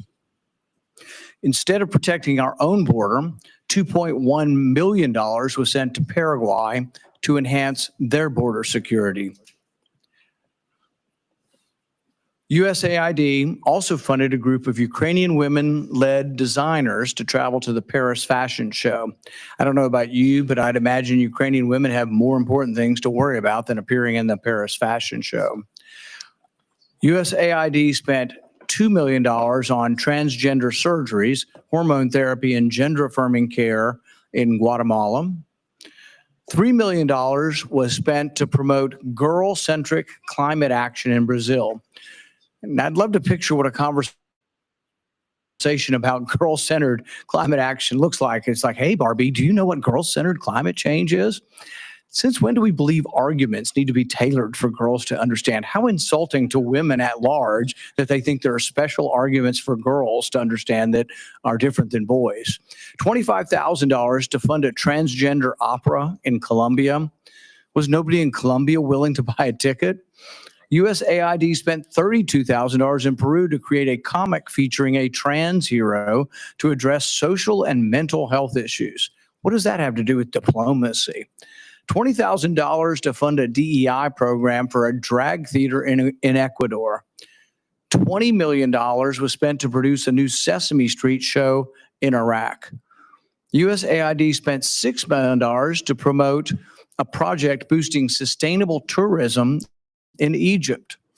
I guess the U.S. is now the travel agent for the entire world since they spent $50 million on Tunisia's tourism, even though it's already one of the most visited countries in Africa.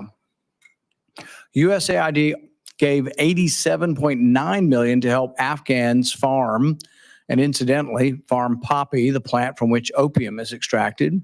As of 2021, Afghanistan supplied 90% of the world's heroin. I thought the saying in the U.S. was just say no to drugs. How about we just say no to wasteful foreign aid? $70,000 for a live musical event to promote diversity, equity, inclusion, and accessibility in Ireland. State Department. $70,000 for a live musical event to promote diversity, equity, inclusion, and accessibility in Ireland. State Department paid $330,000 to compile a disinformation index to blacklist conservative media outlets. USAID funneled over $54 million to EcoHealth Alliance, funding the very organization linked to the Wuhan Institute of Virology, the likely origin of the COVID-19 pandemic. Disgraceful. $15 million was awarded to Taliban-controlled Afghanistan to distribute oral contraceptives and condoms. There's still a $3 billion fund for Afghan reconstruction that I've tried to take that money to pay for other things that the government is spending money on, and yet there's been resistance by the other side to deplete that fund and say, we're done funding things in Afghanistan. This is just the tip of the iceberg. These are taxpayer dollars being used to fund ideologically misguided, ineffective, and unnecessary projects, thanks to the blundering bureaucracy, while our own citizens struggle to put food on the table. This is not what our government was designed to do.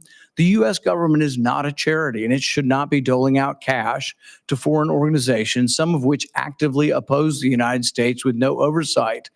And we don't have the money to give. We're borrowing the money we send. We need to ask a simple question. Why are we borrowing money to send money overseas? Even if USAID eliminated the crazy left-wing grants for trans operas, it still makes no sense to borrow money to then turn around and send it overseas. Borrowing money to send as charity is like the worker who has no money left after paying for their food, rent, and gas, saying, oh, well, I see this homeless person. I have such great sympathy. I'll go to the bank and I'll borrow $1,000 to give to this person. That's what we are doing. We can't pay for our own, and we are borrowing the money we send overseas. That money could be used to pay down our $36 trillion debt and take care of the American people, the very people who actually pay these taxes in the first place. It's time for a real change. America should not continue to be the world's piggy bank. It's time to end the waste of foreign aid and end the bureaucracy, and for once, do what's right by the American taxpayer.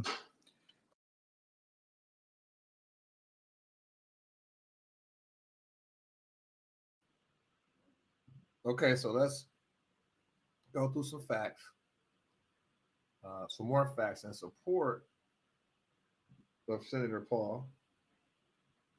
So what you just heard from him was a breakdown of the atrocities that is being committed in the name of we the people and against we the people.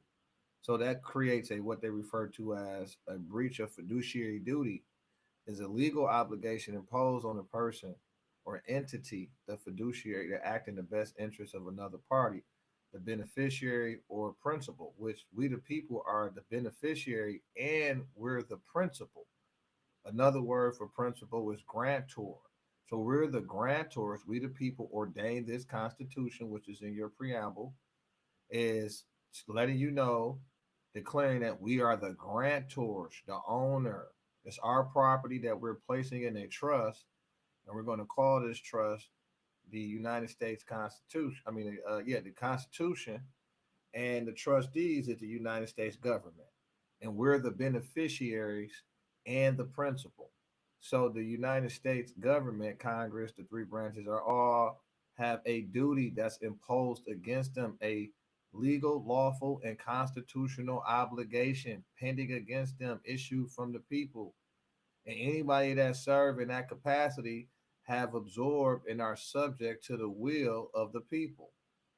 The duty arises in relationship where one party places trust, confidence, and reliance on another to act on their behalf, such as, for example, an attorney, client, trustee, beneficiary, or corporate officer or shareholder relationship.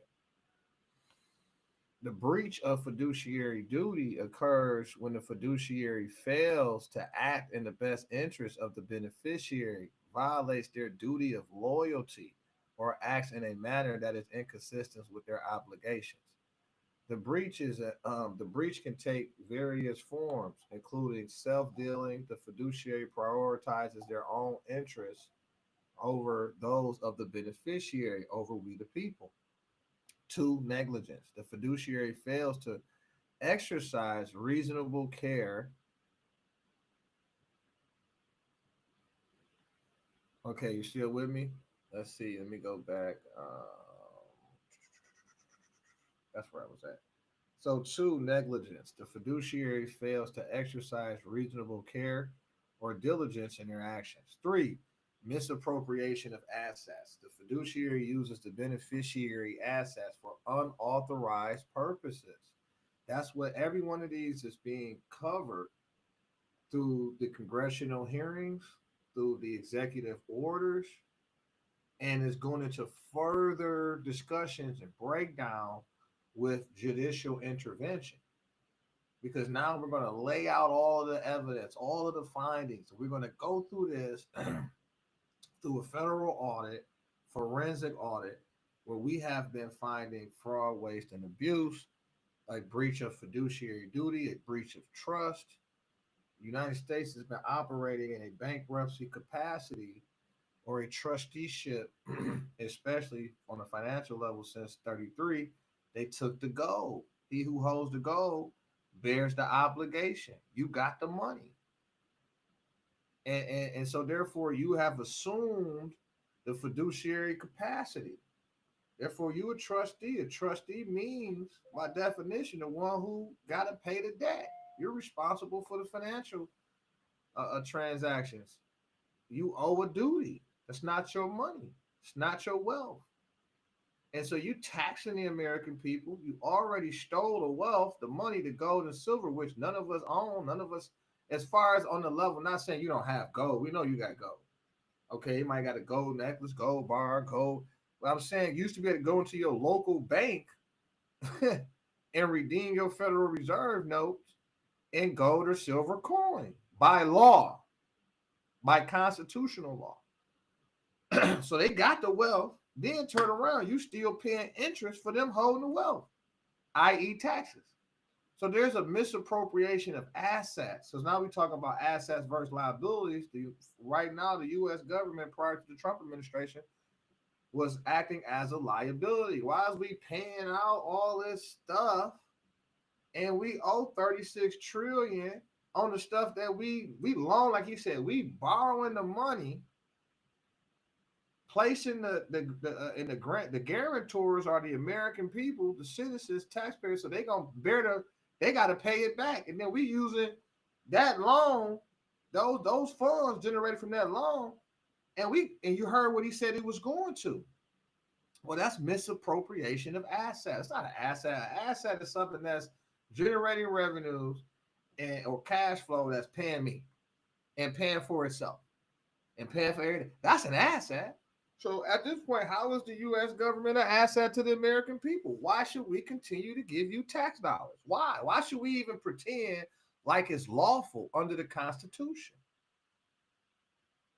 How is it lawful? Why should we continue to be hypnotized or pretend? That's like dumbing down to hang around. Why am I dumbing down to hang around? Why am I not taking the truth and testing the sufficiencies of services? Why am I not saying, okay, you said that this is a constitutional agency. You said you got an oath to the Constitution. Well, let me test it.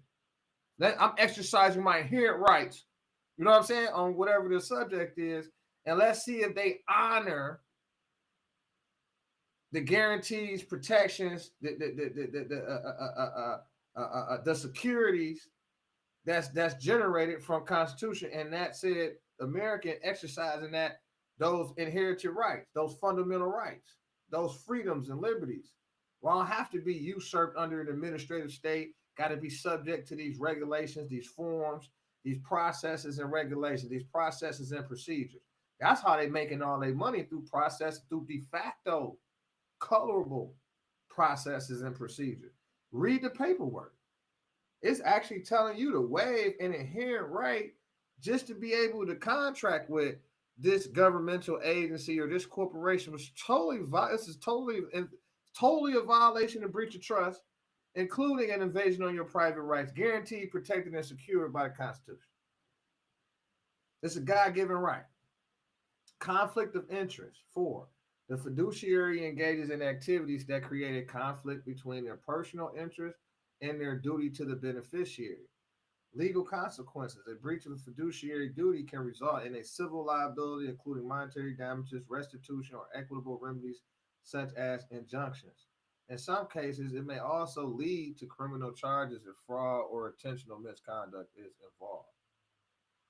A breach of trust. A trust is a legal arrangement in which one party, the trustee, holds and manages property or assets for the benefit of another party, the beneficiary. The trustee, remember, we the people are the beneficiaries. The trustee, U.S. government, has a fiduciary duty. That's why they say Congress said through Iman, what's her last name? Iman Omar. She said the Congress controls the purse. That means he who holds the money has the obligations. Therefore, Congress is the trustees. The president is the executive or the executor over the estate, the assets, right? And the Congress legislature, they hold the purse. They declared it. So right now, basically, on our audit findings, Congress and agencies that's getting this money, getting this assets, and are authorized to use the assets in alignment with our foreign policy. So now we can see the foreign policies was bold. And to make it simple for America and the audience and the world to understand, the contracts was bold. How the trade agreement, i.e., a contract, right, an arrangement was set up to where we get taxed. We don't levy a tax to counter the tariff, or should I say the tariff, to counter the tariff, but our stuff, our imports is or exports is being tariffed. And so that's where you get that reciprocation tariff or executive order saying, look, you charge us, we're gonna tax us. Everything's gonna be on a mutual grounds. We gotta have balance. And you know, our position, our dollar, et cetera, is gonna be a heavier burden on you than it is to us. And so at some point you're gonna have to capitulate. But we're gonna have to offset this debt with reorganizing all agreements. It's a bankruptcy you're looking at. That's what it is. With Trump administration, you get a bankruptcy, meaning that we're bankrupting that old system of doing business. We're going to take a look at and review and analyze every single agreement that we are in control of via the executive branch. So that's trade, foreign trade relations. That's anything to do with foreign affairs. Trump is that guy. That's his constitutional obligation, and it's codified in the laws of the United States. So it's codified in Constitution, it's codified in legislation, it's codified in federal case law. So this brother is moving on. He's walking on water for real. Water represents what? Life and flow of currency, flow, water, money. Welcome to the golden age where it's going to be flowing back in. It's going to be flowing in. It's going to be flooding in what? The wealth. The wealth has got to return because that old system of governance is hereby dissolved. It's bankrupt. And that's why everybody's tripping out because he's bankrupting. He did that. Think about it. We're in the year of number 9. But if you think about for his 45th presidency, 4 plus 5 equals 9, 2025 equals 9. So, and that 9 represents truth, right? Truth, restoration, an abundance of wealth, right? The consciousness, the knowledge of man is being redeemed and returned and restored. And what happens with that is that he was bankrupt. He was during his 45th presidency. He was bankrupting. He bankrupt that system of government too when he came in. Coming on the backside of what Barack Obama did, and the Democrats, DNC, and all their allies did, and the Global Elites did during that 8-year administration. Plus, you had all of the Uni Party rhinos sell out, and all that stuff. So he's seeing what it was all about. In his 45th, and he was putting things. He pulled out a hoot in. Think about it. A lot of his executive orders is to dissolve Biden's executive orders that dissolved his executive orders. So a lot of the stuff he's doing it was already done. It was already in place.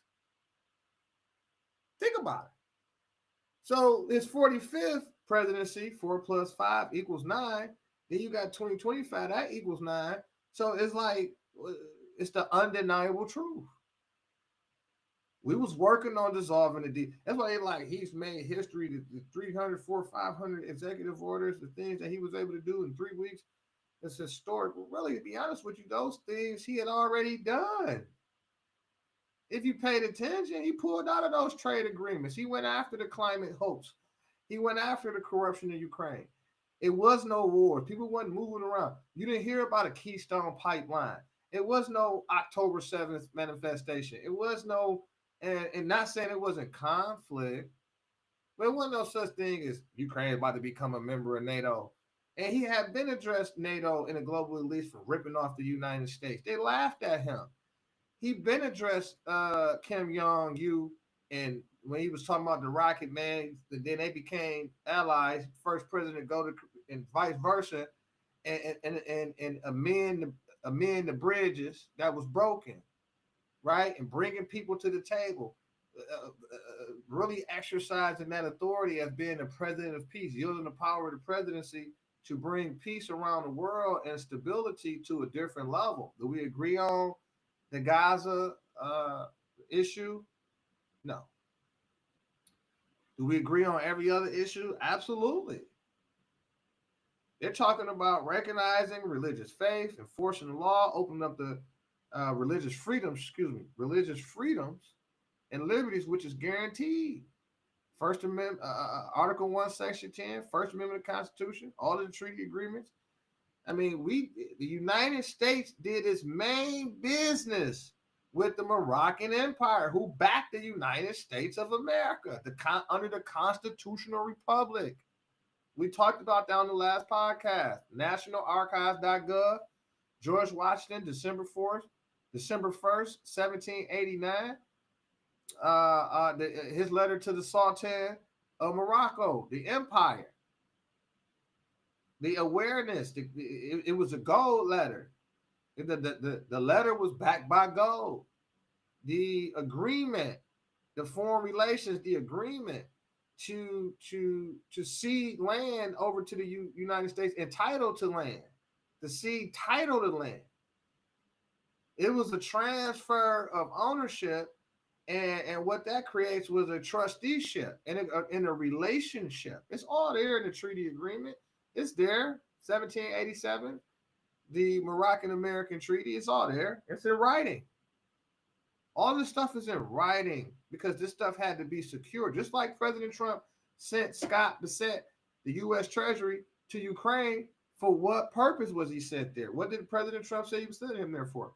He was sending him there to secure our interest for the money that was the finance that was already invested into Ukraine, the Ukraine defense, the humanitarian efforts, et cetera, et cetera, et cetera. We need security. We pay 3 times more than Europe. We up 300, 350, according to President Trump. Europe is up 100, and we got an ocean in between. So it's more important to Europe, their security, their defense, their economy, than it is concerning America's, the United States. Like, what does North America has to, you know what I'm saying? Why are we putting up 2 times more? Why are we subsidizing nearly 100 plus countries?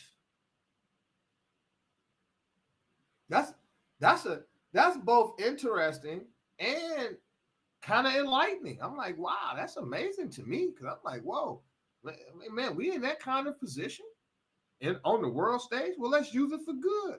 Let's use it to bring peace and prosperity, not only to our people, but as a result, as a byproduct of having a strong nation, a strong currency, a control of all of its agencies, all of the programs, functions, all of it is in respect to we the people first. The transparency, the de-weaponization of the U.S. government on its own people in the world. I told you, before you can hate somebody else, you got to hate yourself. So let me get back on breach of trust. A breach of trust occurs when the trustee fails to fulfill their obligations under the trust agreement, which would be the Constitution, or violates their fiduciary duties. Examples of breach of trust includes misuse of trust assets. The trustee used trust property for personal gain or unauthorized purposes. They're going to have term again: unauthorized, unauthorized, unauthorized. Love it, fall in love with it, study it, marry it, get in bed with this. Because you got to understand, when you start hearing that word unauthorized, that means it's transliterated law as unlawful, unwarranted. Why did that go over there? So when President Trump gave an executive order and put that in place as far as policy is concerned, and the impact and effect of that on all of the executive departments, and you have people in the heads of these departments saying, "Hey, look, we're not going to follow that directive. We're not going to follow that order." That's a breach of trust. You're fired. Because now you operating unauthorized. You have no authorized purpose for being here at this point. Now you trespassing on private property. Now I'm going to send the FBI and the DOJ after you and prosecute you What are you still doing here? You got an order from the chief and commander, the president, and all power is invested in the executive branch in the president. And the judicial don't got no business. It's separation of power. So they don't got no business jumping into something that the president is authorized under the Constitution, federal law, and federal case law. Now that judge is taking an unauthorized action, an unlawful action, an unconstitutional action. This judge now office is vacant. The moment he take an act officially, privately, once he under that oath, we got him. Once he got an oath for office and he had to sign on the line, so you could take the oath verbally, that's great. But you got to turn around and sign that thing on a piece of paper, and that got to be filed for the record. This is official, legal government document. You can be prosecuted for treason. You can be held for treason or some serious offense against we the people of the United States. That's big news. That's serious.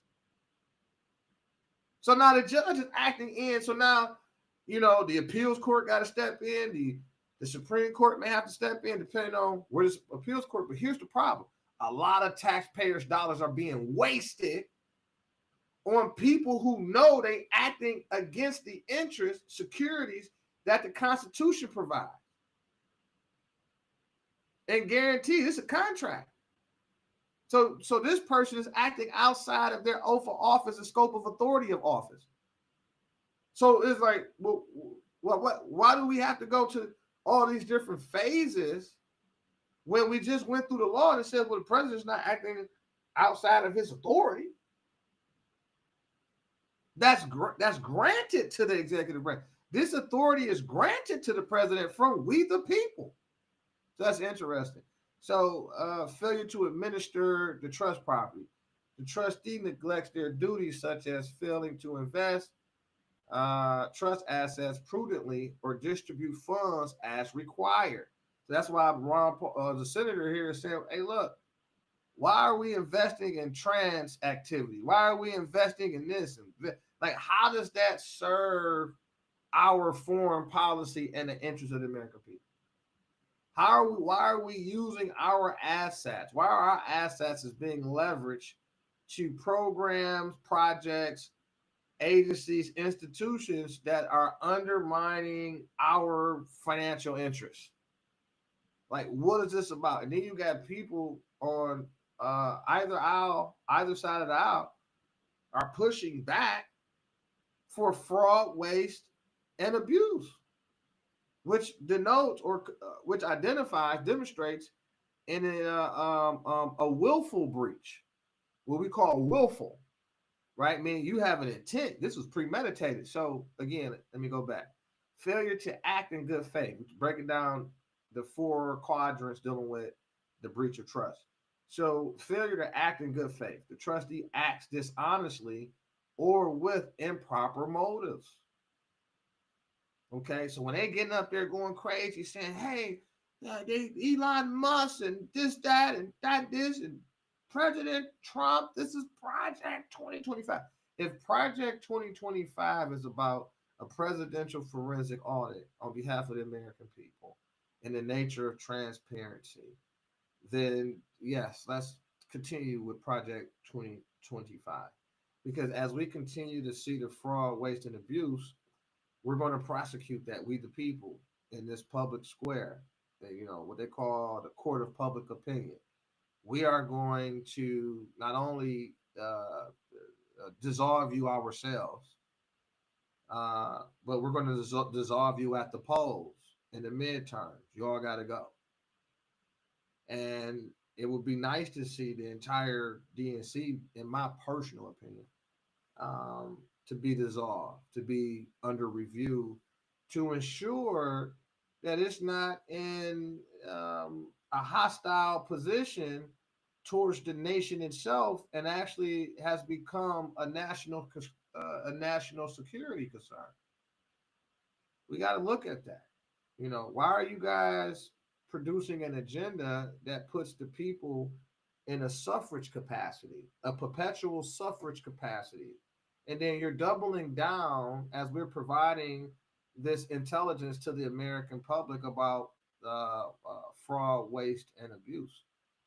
with their tax dollars, which is actually our fiduciary obligation as trustees.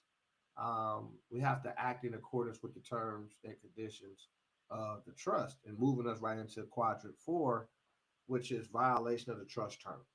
The trustee acts in a manner that contradicts the specific instructions outlined in the trust agreement. And that we can see these financial acts, the misappropriation of our assets, has been leveraged for things that has brought the nation into a decline. And we've uncovered, it's been reported that a lot of the funding that's been going out through these agencies, both foreign and domestics, have been used or leveraged literally against, in a lethal way, in a financial lethal way, a physical lethal way to the nation. It's been bringing the nation not only to a decline, but it's been bringing the nation in love with death and death policies and practices, developing a cult-like society, and being a picture of people of no pride in their culture. And the culture, what am I talking about? I'm talking about the American culture. What is that? Life. There's no point of talking about freedoms in a land of the braves. There's no life. You gotta have life.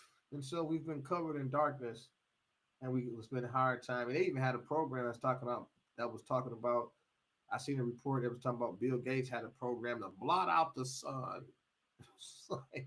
And I even seen reports that were talking about they have machinery that can generate fake clouds, right? So it's like, I'm not just saying, the United States was covered in darkness as a metaphor. I'm saying literally they've been doing every effort to undermine natural law, Mother Nature, and her children. So we got to be cognitive of all of the covert operations and the legal consequences. So a breach of constitutional law or trust can lead to a civil liability, including the removal of the trustees, surcharges, monetary penalties, and restitution to the trust. Courts may also impose equitable remedies to correct the breach and protect the beneficiary's interests. So that's what the court is actually supposed to be doing as we uncover these fiduciary breaches, these breaches of trust.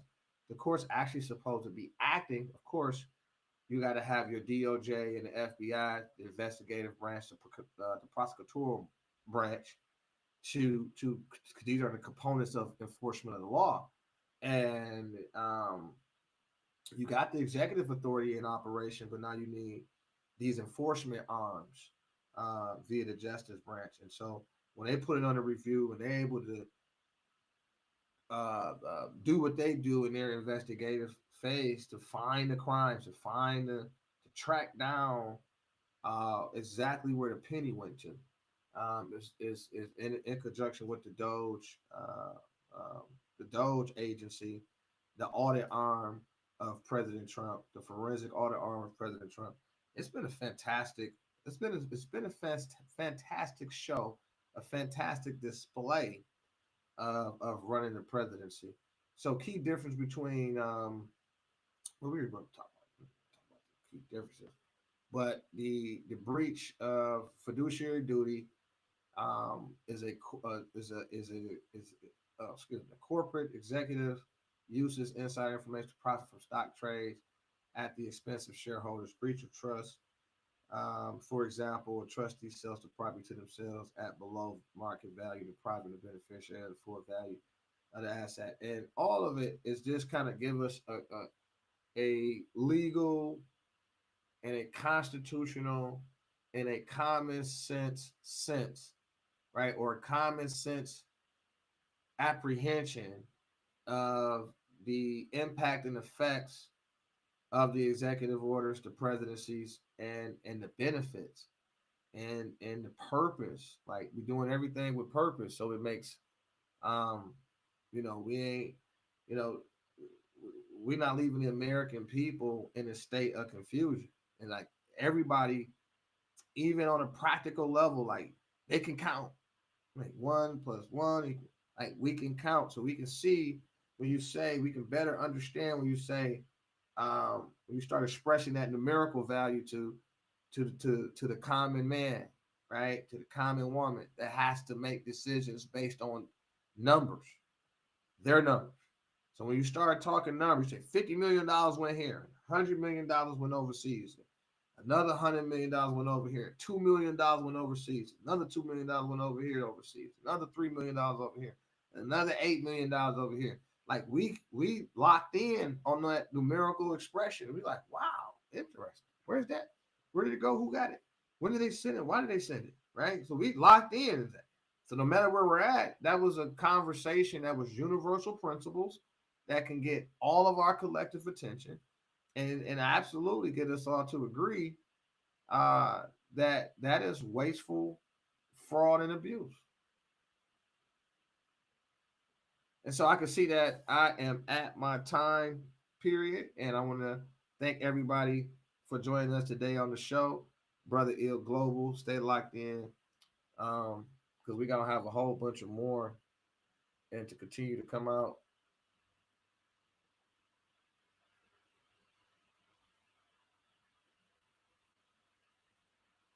Okay, hold on. My system kind of jumped around on me. Let's see, stop share. All right, all right. So,